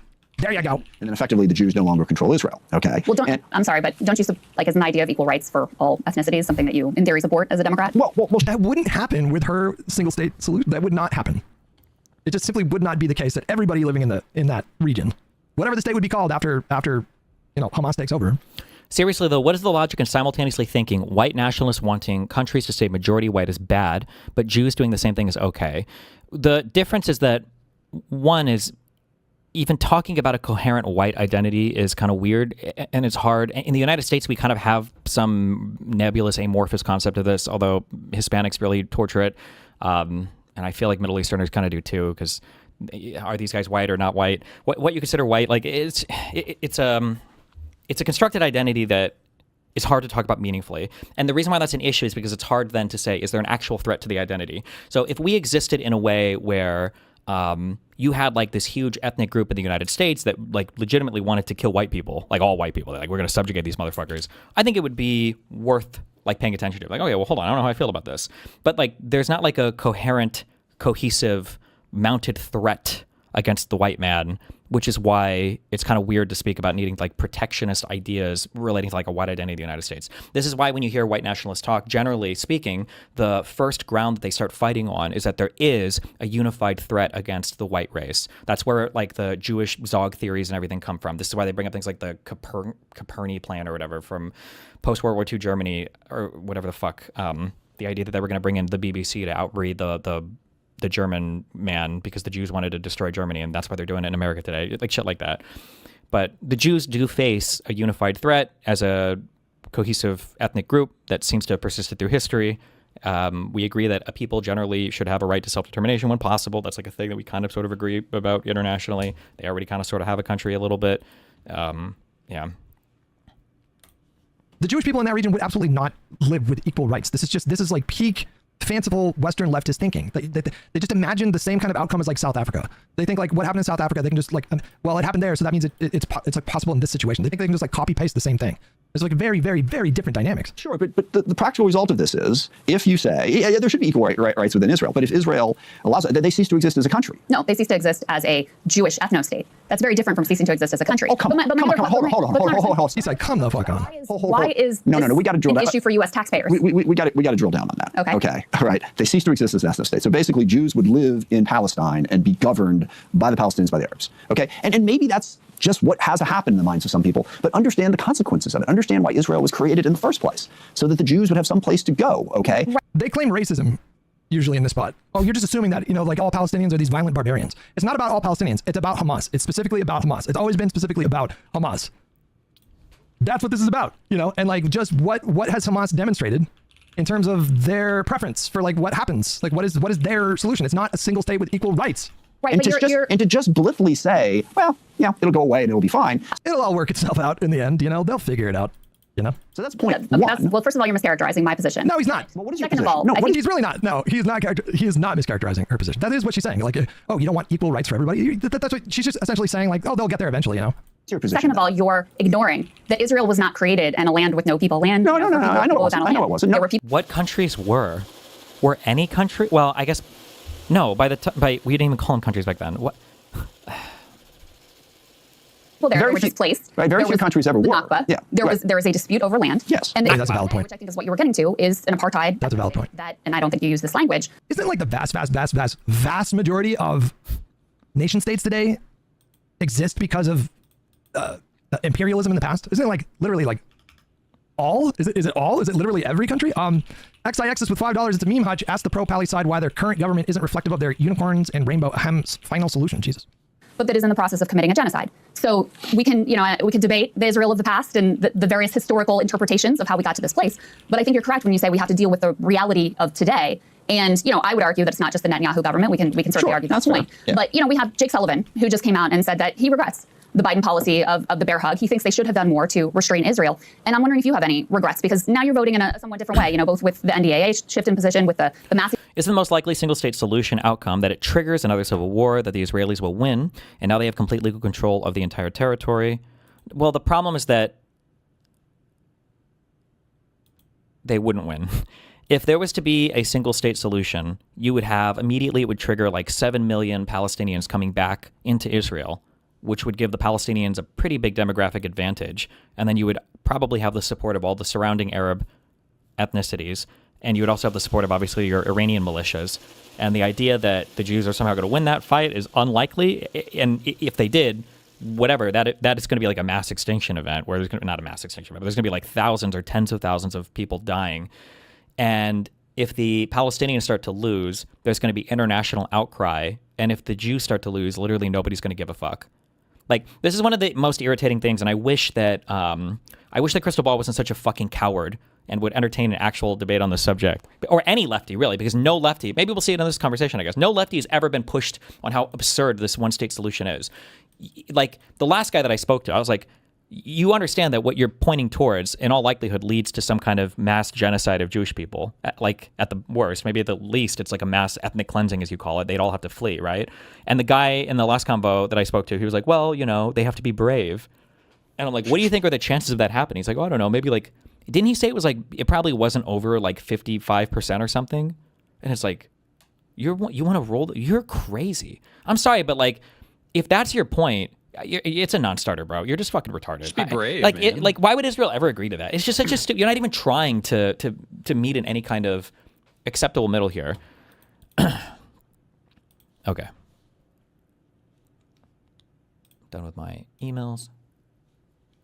Obama. Boom, boom, boom. Done with my messages. Boom, boom, boom. Did our buddy email you? Who's that? Oh, no. Not again. No.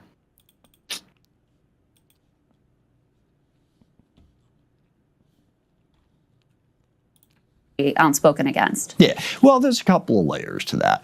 First of all, and this is where we get into some of those divisions within the Democratic Party, I believe that we do need to have a Department of Defense. We need to support our troops. We have national security threats that we have to be prepared to deal with. All right, so... Do people disagree with that? Well, there are somebody... Look, the Democratic Socialists of America, in their platform... Okay, sorry.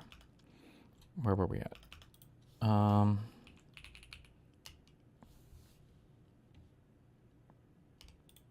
country. No, they cease to exist as a Jewish ethno-state. That's very different from ceasing to exist as a country. Oh, come on, hold on, my other question is, why is no, we got to drill an down. issue for U.S. taxpayers? We got to drill down on that. Okay. Okay. All right. They cease to exist as an ethno-state. So basically, Jews would live in Palestine and be governed by the Palestinians, by the Arabs. Okay. And maybe that's just what has to happen in the minds of some people, but understand the consequences of it. Understand why Israel was created in the first place, so that the Jews would have some place to go, okay? Right, and to just blithely say, well, yeah, it'll go away and it'll be fine. So that's point one. Well, first of all, you're mischaracterizing my position. But no, second of all, second of all, you're ignoring that Israel was not created in a land with no people. No, I know it wasn't. There were people there. They were displaced. Right, very few countries ever were. Nakba. Yeah, there was a dispute over land. Yes. And Israel today, which I think is what you were getting to, is an apartheid ethno-state that, and I don't think you use this language, but that is in the process of committing a genocide. So we can debate the Israel of the past and the various historical interpretations of how we got to this place.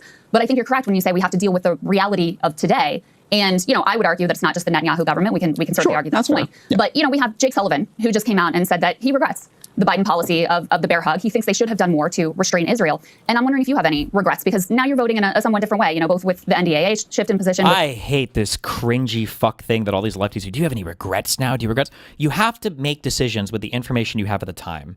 And this is a situation where, it's funny because I was complaining last night on our panel, it's hard to call Trump a fascist because so many lefties have abused the term fascist for so long. It's hard to call, lefties, call them out on weird Marxist shit when people like Jordan Peterson and all the conservatives have abused Marxist for so fucking long.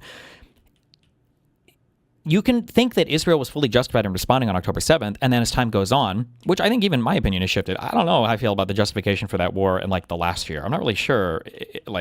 The justifications at that point, especially once all the hostages were freed, gets very, very, very thin, in my opinion. Thin to indefensible, especially that, and that's just looking at the actual factual situation. That's ignoring the political realities of how untenable that war was, at least internationally.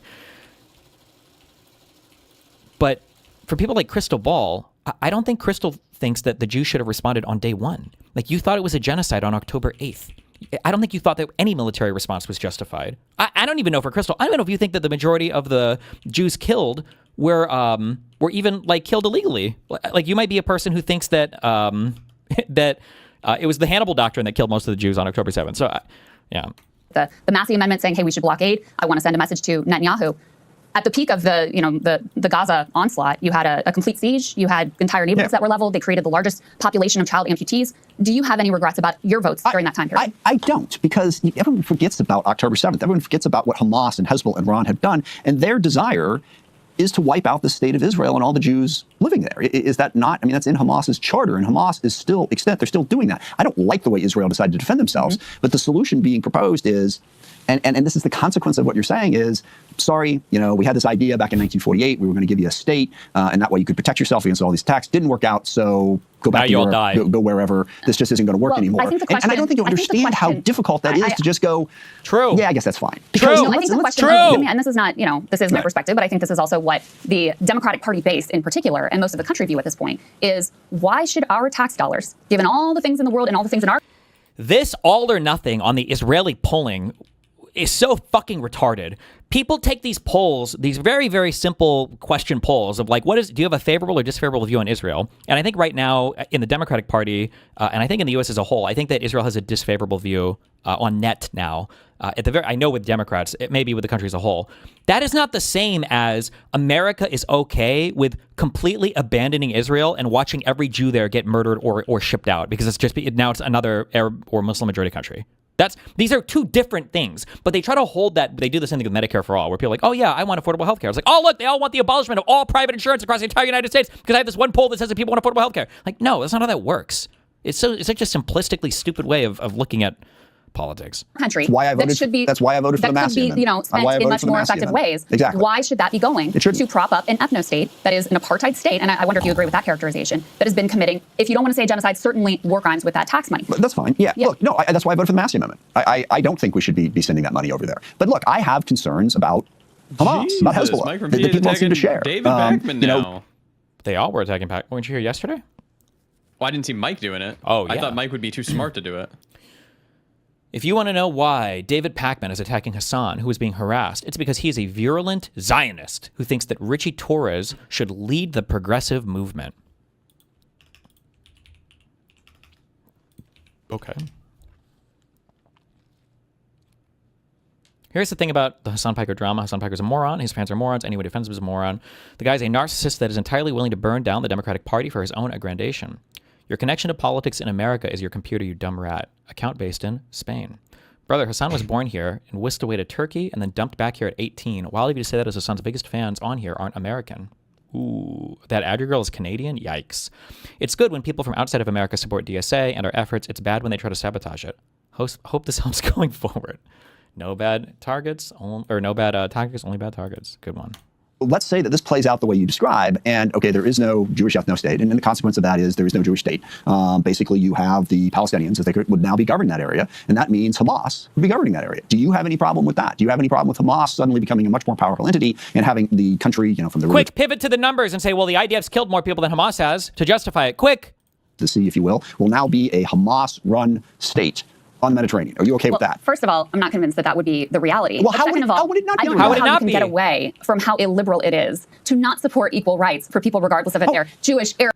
They are supporting equal rights. If you are equal rights, nobody understands this. Your immigration policy is not where you find your equal rights. We discriminate in the United States of America based on country of origin. You cannot have 100% of your legal immigration in the United States coming from a single country. Even in the United States, we don't do this. Although, you know what a stupid point that I'm bringing up. Because I bet if you were to ask these fucking people, you should ask them, hold on, just real quick. Is the U.S. a liberal democracy? These motherfuckers might say no. They might actually just say, well, I don't consider the U.S. to be a liberal democracy right now. Maybe they would. Who the fuck knows? Muslim, totally Christian, with you. Look, and then the other piece is, but Hamas doesn't support equal rights either. Do you support a two-state solution? Is that your idea? Look, yes. So how do we get there? How do we get there? But stop. Hold on. I can answer this. How do we get there at a time? No, hold when on. you have settlements? She can't. It's just running through the talking points. It's a political fucking hit job. That's all these people are capable of doing. There's no more journalism. There's no more politics. It's just every single fucking person now on the MAGA side and every single person on the tanky side is a political activist masquerading sometimes as a journalist. And then you've got the libs that try to do journalism that fuck us all over. Like, that's it. It's so cringe. Made it effectively impossible. There's something I have to explain before all this makes sense. In order to create a Palestinian state. Look, let's go back to what you said. I support a two-state solution. I am also aware of the fact that it's probably no longer possible. You didn't let me get that part out. Okay, which is really kind of important to this whole conversation. I would agree. Yeah. And it's very disappointing. I mean, and there's a lot of blame to go around for why we got there. Yes, I would like to see a two-state solution. I am not naive, as you just described, to know that it's simply not on the table at this point. And that creates a massive, massive problem. But the idea, again, that the easy solution is, okay, we get rid of the Jewish ethno-state. And the details of how Israel is currently running, their country, there are Arabs in the parliament, but there are parts of it that aren't. Okay, so we get rid of that. Okay.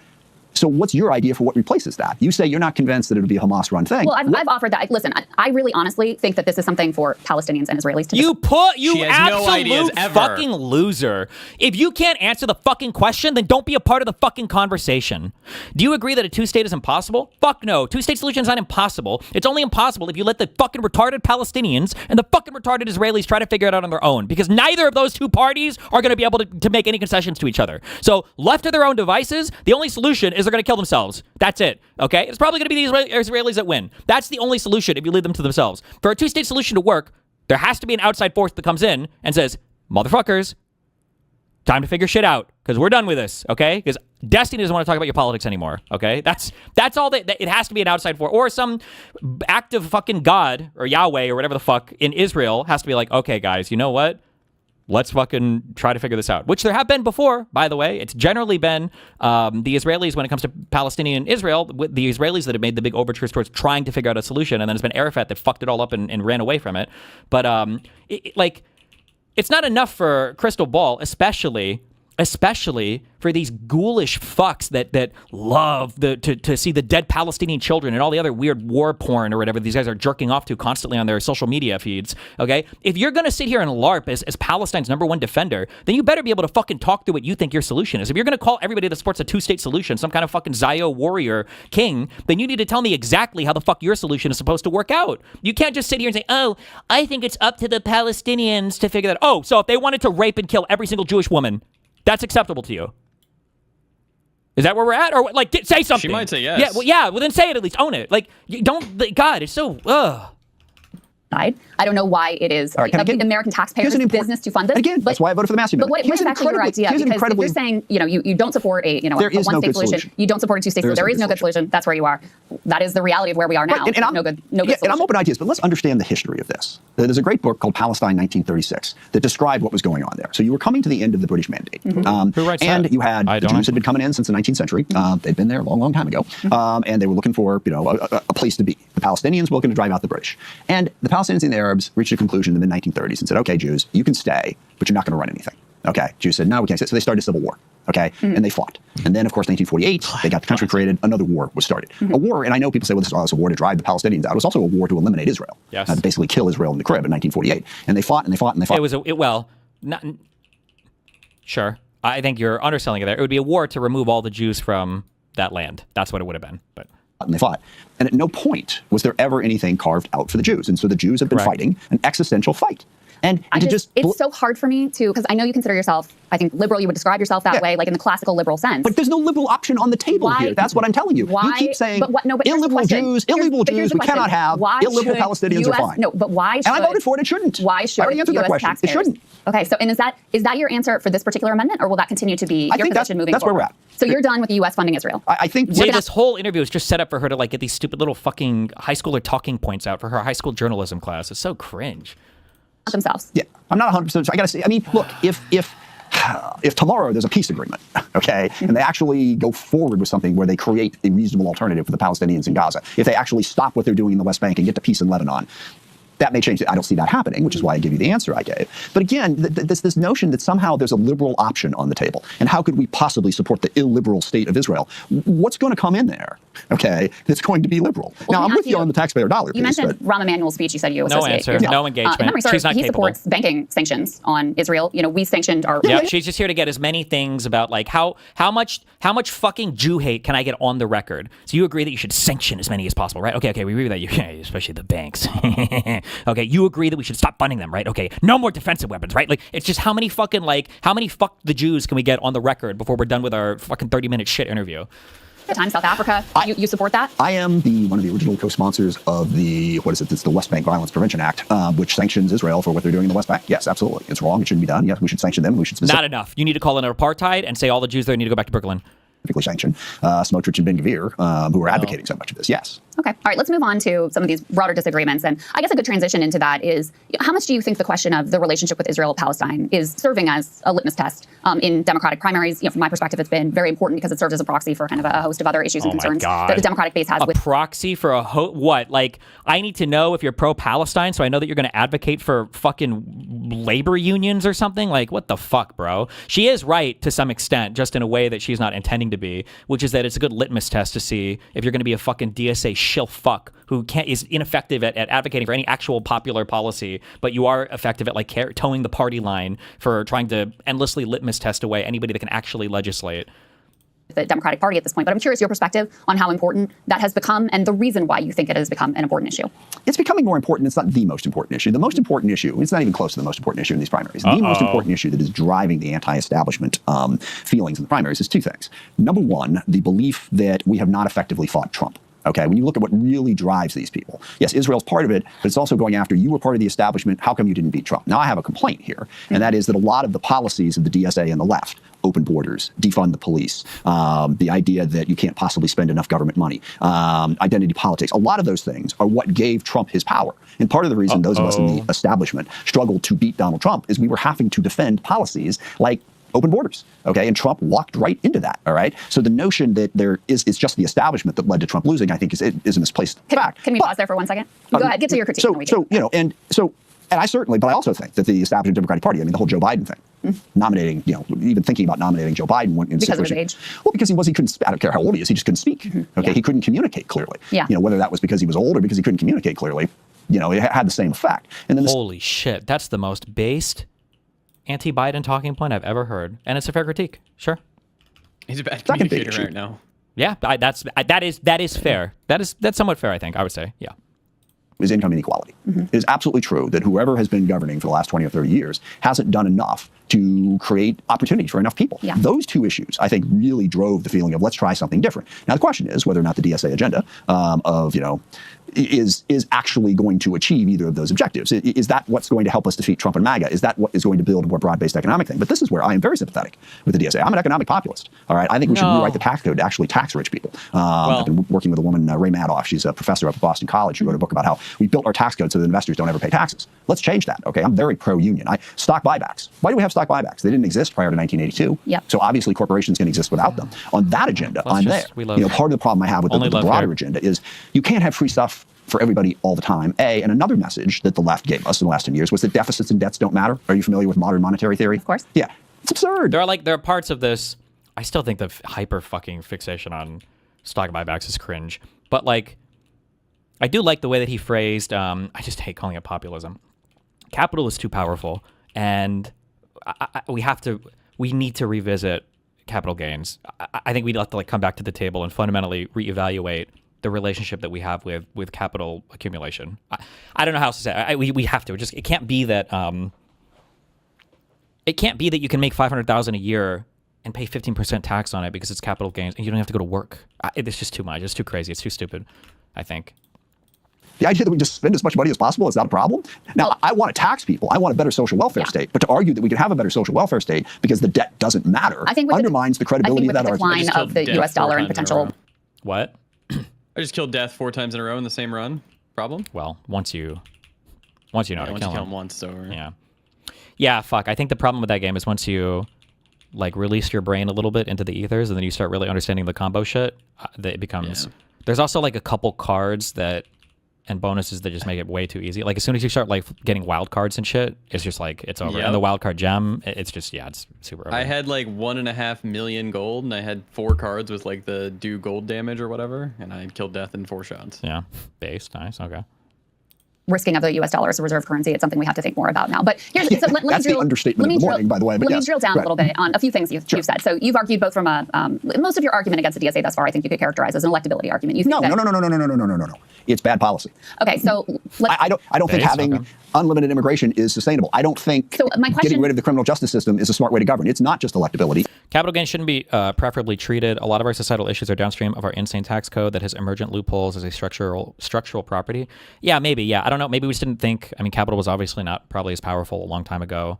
Actually, I don't even know if that's true. I don't know if it's true. I don't know if I care. It's too much that if you own some investment in capital, the tax treatment is just so disparate. We have to revisit that. But we also probably need to broaden our tax base too, which is another thing that that's the thing that nobody ever wants to address. By broaden your tax base, you mean up taxes for the lower everybody, middle class and working people too. Everybody needs some. Why am I Why not just do what Canada does and up it like to that amount? Do you think everybody would just kill themselves? Americans would kill themselves. Like the bottom 50% pay almost nothing in federal income tax right now, despite people complaining about things. They don't understand that. And as soon as you were to start to seriously revisit that, I think a lot of people would have huge issues. But Americans just have.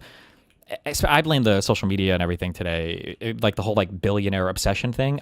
Americans genuinely believe that if we just like taxed billionaires more, it would like help shore up a lot of our debt or something. Or it would no, make they think it would be over. Yeah, like if you tax billionaires more, all of our problems would be fixed. That's what they believe. Yeah, it's just cringe. So here's a question I have for you. So back in 2018, you worked together with Pramila Jayapal on a bill to abolish ICE, which is a key demand. I worked with her on it. Here's what the bill did. Okay, well, it's a slogan. We have an article here from the Seattle Times, your local paper. U.S. Reps Pramila Jayapal and Adam Smith aim to abolish ICE, restructure immigration enforcement. Exactly. You were one of the Democrats actually who was in office when you voted for Can I tell you what this actually does? creation of So we ICE. can have an interesting Sure, of course. Yeah. Well, number one, Okay, do you still support this? Yeah. Let me tell you what it does. Okay, but you still support that doesn't help anything because what is this? Can I? Yeah, of course. I like that this guy can fight at least. Okay, so I don't know if he knew he was coming into a fight, but she's doing the aggressive hit piece style, right? You understand that she's asking questions like this is a deposition. Here's the article. On July 4th, 1776, you said, I will abolish ICE. Do you still maintain that position? Yes or no, sir? Yes or no? And he's trying to have like a conversation and have it, well, hold on, let me explain what my position was. Shit on the record. Exactly, yeah. But he's not like naive. I think he understands that he needs to fight on these points, and this is an aggressive interview. So I appreciate that, yeah. First, do you still support it? You can explain more in detail what it is. Let me tell you what it is. Okay. Okay. Yes. When we created the Department of Homeland Security, we took immigration enforcement away from the Justice Department and we put it into DHS and created ICE. Correct. What this does is it puts immigration enforcement back at the Justice Department. And gets rid of ICE. Right. Well, it gets rid of, but that's my position too. But we're on the same page here. Yes. No. But it doesn't get rid of immigration enforcement. Okay. So hold on. Let me hold you to account again. Yeah. Tell me which candidates specifically, not a policy paper that they're theoretically says, which candidates have said we should get rid of all immigration enforcement? I forget the name, the woman who beat Andrew Espelot. Absolutely. Darlisa said it. Chevalier. Yeah. So you have one candidate who said that. Do you think that do you think that her views should be associated with everyone under the DSA label, or do you think that each person should be evaluated individually? You motherfuckers constantly do this thing where they want it both ways. They claim that we want it both ways. You say these people aren't influential, but then, you try to claim that they're poisoning the whole party. Meanwhile, you guys will say things like, oh, she's just one candidate. And then, when you're in your own areas, you're like, this is the future of the entire Democratic Party. We can see that. I think it was Emma Vigeland that literally said it, and maybe Kyle Kulinski. They were like, don't make no mistake. They're going to try to say this is just New York. It's not just New York. It's not Mamdani. It's not just Mamdani's endorsements. This is the direction of the whole Democratic Party. So you can't just hand wave off your congressman, that your most famous mayor, right? Remember, you want to ride on Mamdani's coattails hardcore. Mamdani endorsed this person. They're part of the same party, the DSA thing, and then she won. You can't just say, well, that's only one person. Like, it's directional, and it's worth criticizing here. It's fair. Do you think that her views should be associated with everyone under the DSA label, or do you think that each person should be evaluated individually? Many conversations with many immigration advocates, and I always ask them, and look, I'm in favor of a robust immigration system. I think what immigration enforcement is doing right now is an absolute crime, okay? And it should be limited. I think we should go back to the Justice Department. That's what I said. And you still support the bill? Oh, absolutely. So you support abolishing ICE? But abolishing ICE is just a rhetorical... You don't like the label, but you support it, right? But the problem... She's smiling because she's a fucking moron that doesn't understand the structure of government. The issue with immigration enforcement and the issue that we have right now with ICE, I think, actually, he said bring it back into the DOJ. I would have to go more into his bill. But one of the big issues with the way that immigration enforcement works right now is the entire immigration enforcement system, they literally have their own judicial system set up just to do immigration enforcement. I don't understand how that's even possible. The Article 2 judges, I don't understand how, I don't even know how the fuck that's possible. I don't know how that's not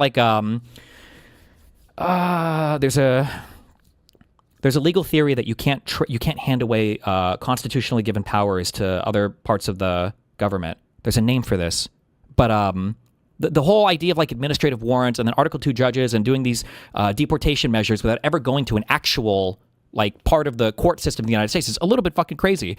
And when you talk about, he said bring it back to the DOJ. When I hear DOJ, I'm not thinking Article 2 judges anymore. I'm thinking your actual judges now that are part of your judicial system.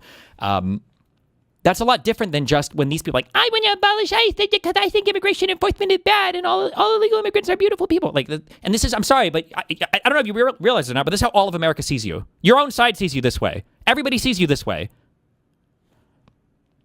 is it means different things to different people. Okay, if you're talking about, no, let's go back to a Justice Department enforcement mechanism, that's fine. But there are a lot more people who support eliminating enforcement. Non-delegation doctrine, yeah. And let me tell you the question I always, let me tell you the question I always ask and the answer I always get from dozens of different immigration advocacy groups. I said, look, in order for this to work, you have to be able to tell me who would you deport and who wouldn't you let into the country? And they literally never answer that Are question. they in Congress? Damn, true.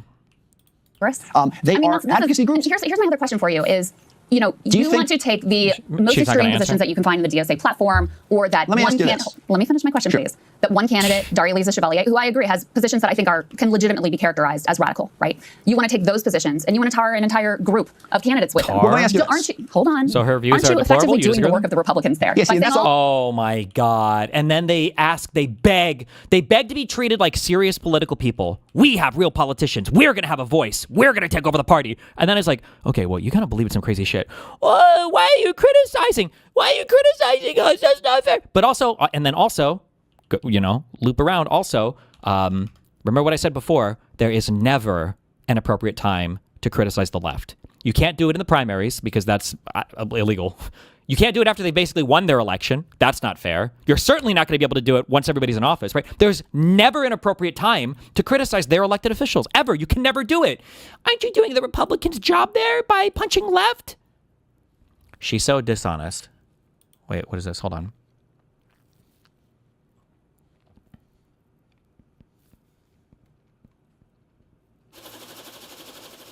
You silly Billy, non-delegation is only a rule for Congress. The executive courts are allowed to expand their powers at will. True. What the fuck? Am I getting snarked by Gesticle on my captures? Okay.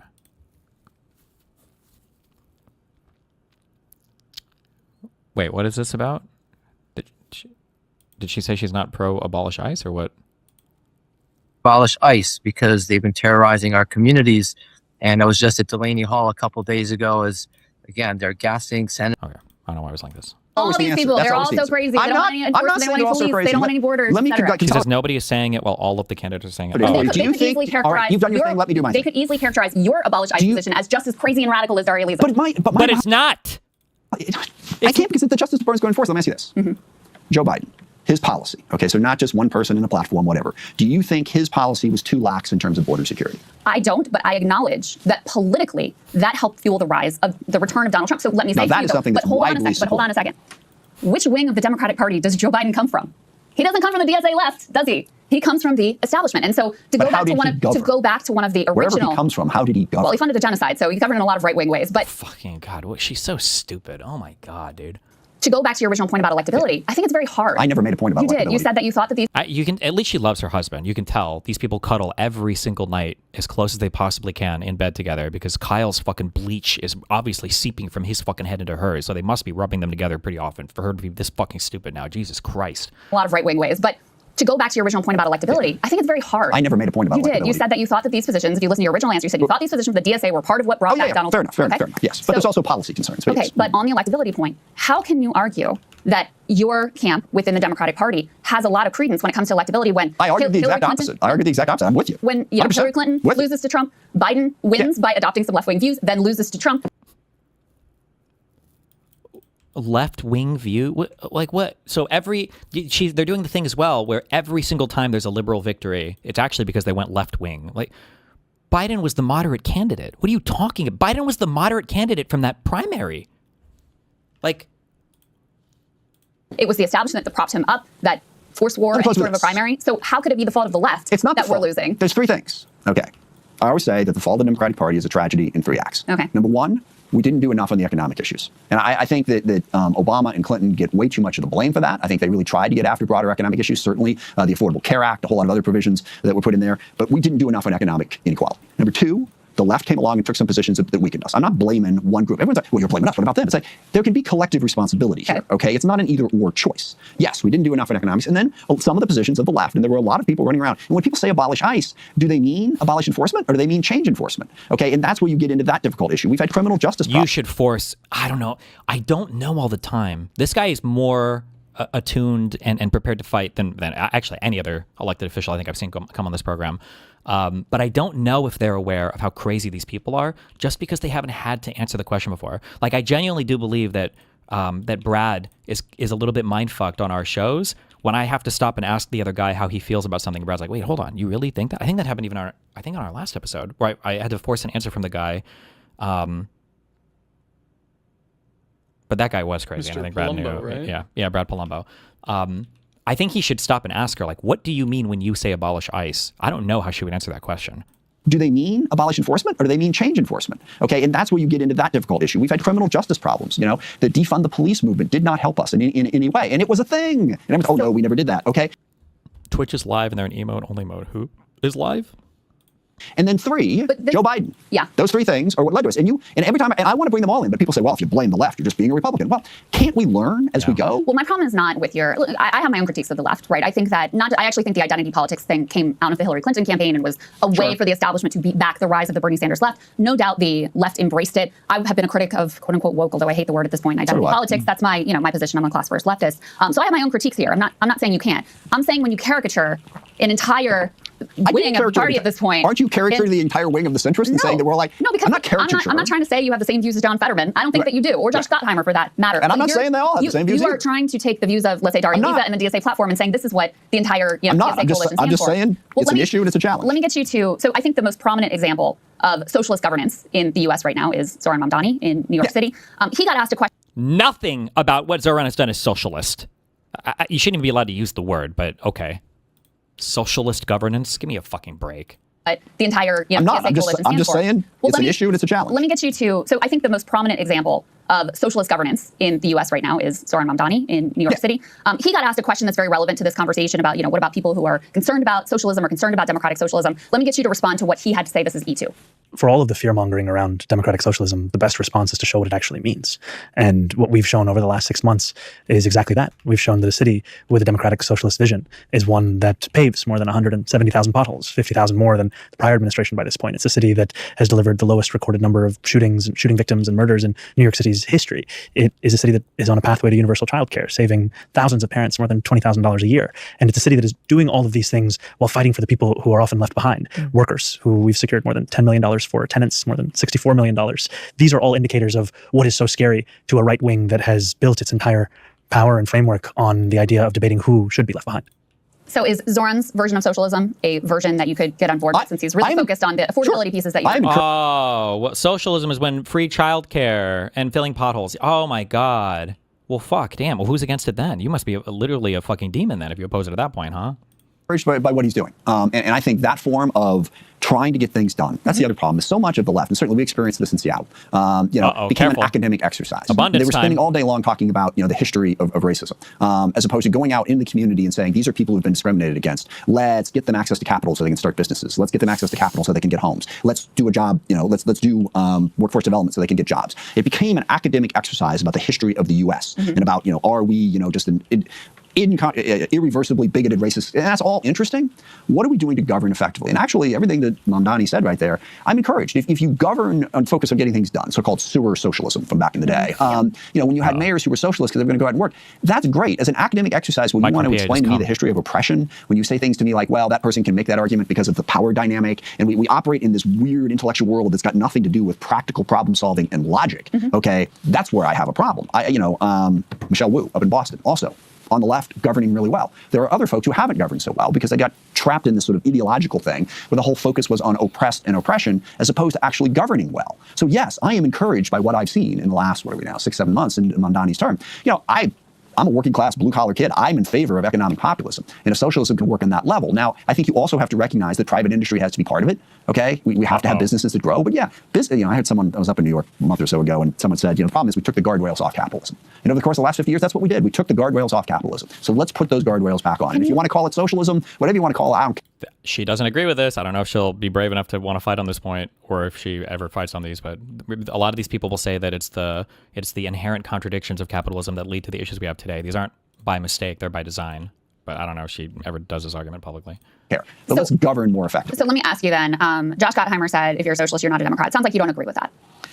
No, I mean, but again, the problem with this is the whole abolish ICE thing. You throw a term out that means 15 different things to 15 different people, and then you're like, do you support this? It's like, well, which one of the 15 versions are you talking I'm not about? asking you to support it, but he and others have said basically, we don't want these people in the party. We don't want to share the tent with them. And it doesn't sound like you're in that place. I am not. Now, I think we ought to be able to have a conversation about the issues. I was sick to death, and you did it to me again, when I was trying to say, hey, look, on immigration. It's also, he is right to call this out. It's so exhausting, the fucking word games on all of this. What the fuck does it mean?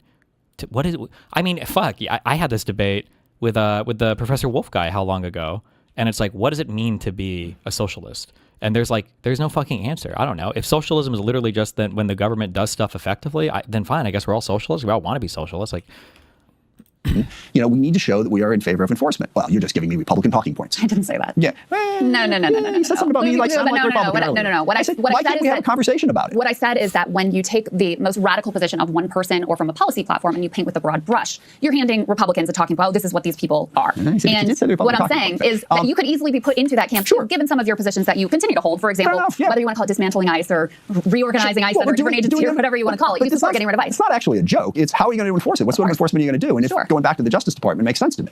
And, you know, ICE would no longer exist, but you'd still have immigration enforcement. But this is the biggest. Could you actually, I'm curious your view, because the counter to that would be, well, if you're just going to do enforcement, why not just keep ICE and reform ICE, right? There's some group of people would say, oh, it's too radical to get rid of ICE.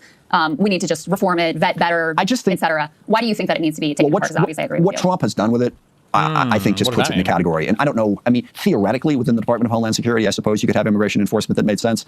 But I think at this point, we need a clean break. And look, the biggest thing that I want in all this is the ability to have a conversation, all right? And this is my biggest problem with the left. I have been unable to hold a town hall meeting for a year because a bunch of leftists show up and scream at me and don't let anyone else speak. We had a hearing in the University of Washington. You should always bring up when this happened to Bernie. You should always bring that up.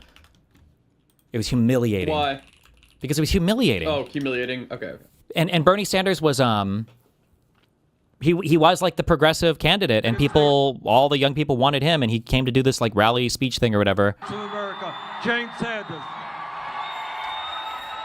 He didn't get to speak at all, by the way. Bernie, I'm your biggest supporter. Bernie, I'm your biggest supporter, and I'm here to ask you to stop propping up the dairy industry and to stop propping up animal agriculture. I believe Wait. you. Oh wait, this wasn't even.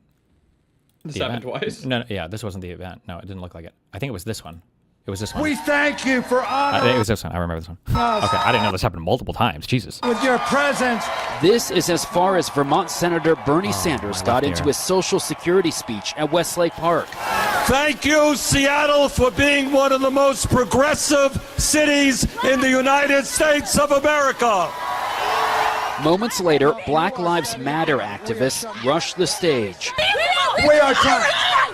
We're going to let you on the mic. Activists who last year shut down a holiday tree lighting in the same park today prevented the most progressive candidate for president from speaking to thousands of people who came to hear him. I came here to join this rally, watch what was going on, not to listen to somebody take over the stage. As the crowd called for activists to step aside, Sanders waited patiently. We are shutting. We will shut it down. After about 20 minutes, Sanders' wife, Jane, appeared to give the signal it was time to go. Soon after, they left the stage. It was just disrespectful. Well, I think it's unfortunate because among other things, I wanted to talk about the issue of Black lives.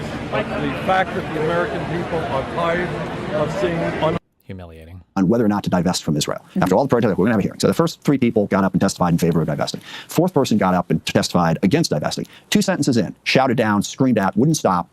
The meeting, you talk about illiberal, okay? Having people stand out in front of my house, screaming death threats at me and threatening my wife, okay? And the left, oh, well, of course we don't support. We're peace activists. We would never do something like that. Okay, how about you just say no? My thing is at 3:15. I'll be done soon. Where's this guy They did it. from? Washington. Is he a House member? Wrong, we're against Yes. it. We are going to be liberal. We're going to stand up for stuff. I think that whole thing has created a major problem as well. And that's what I try to have these conversations. And people, wow, you're just a Trump supporter. We have to be able to have an intellectual discussion. I guess positive thing. I think Mamdani has done that. Yeah. I don't agree with everything he's doing, but he's having legitimate, thoughtful conversations instead of screaming matches over who can threaten the loudest. Let me just last question because I know you have a briefing that you need to get to. As a result of your vote on the Massey Amendment, which would block aid to Israel, AIPAC said basically we're done with this guy. Pulled your name off their fundraising website. You're a person who you are in a very important position for them, ranking member. They've given you a lot of money in the past. Have you spoken to them about that decision? Yes. And would you, in the future, do you want their money back? Because I know Pat Ryan was in a similar situation. He said, I'm done with them. I don't want their money. You know, I think. By the way, and I don't know, maybe it's not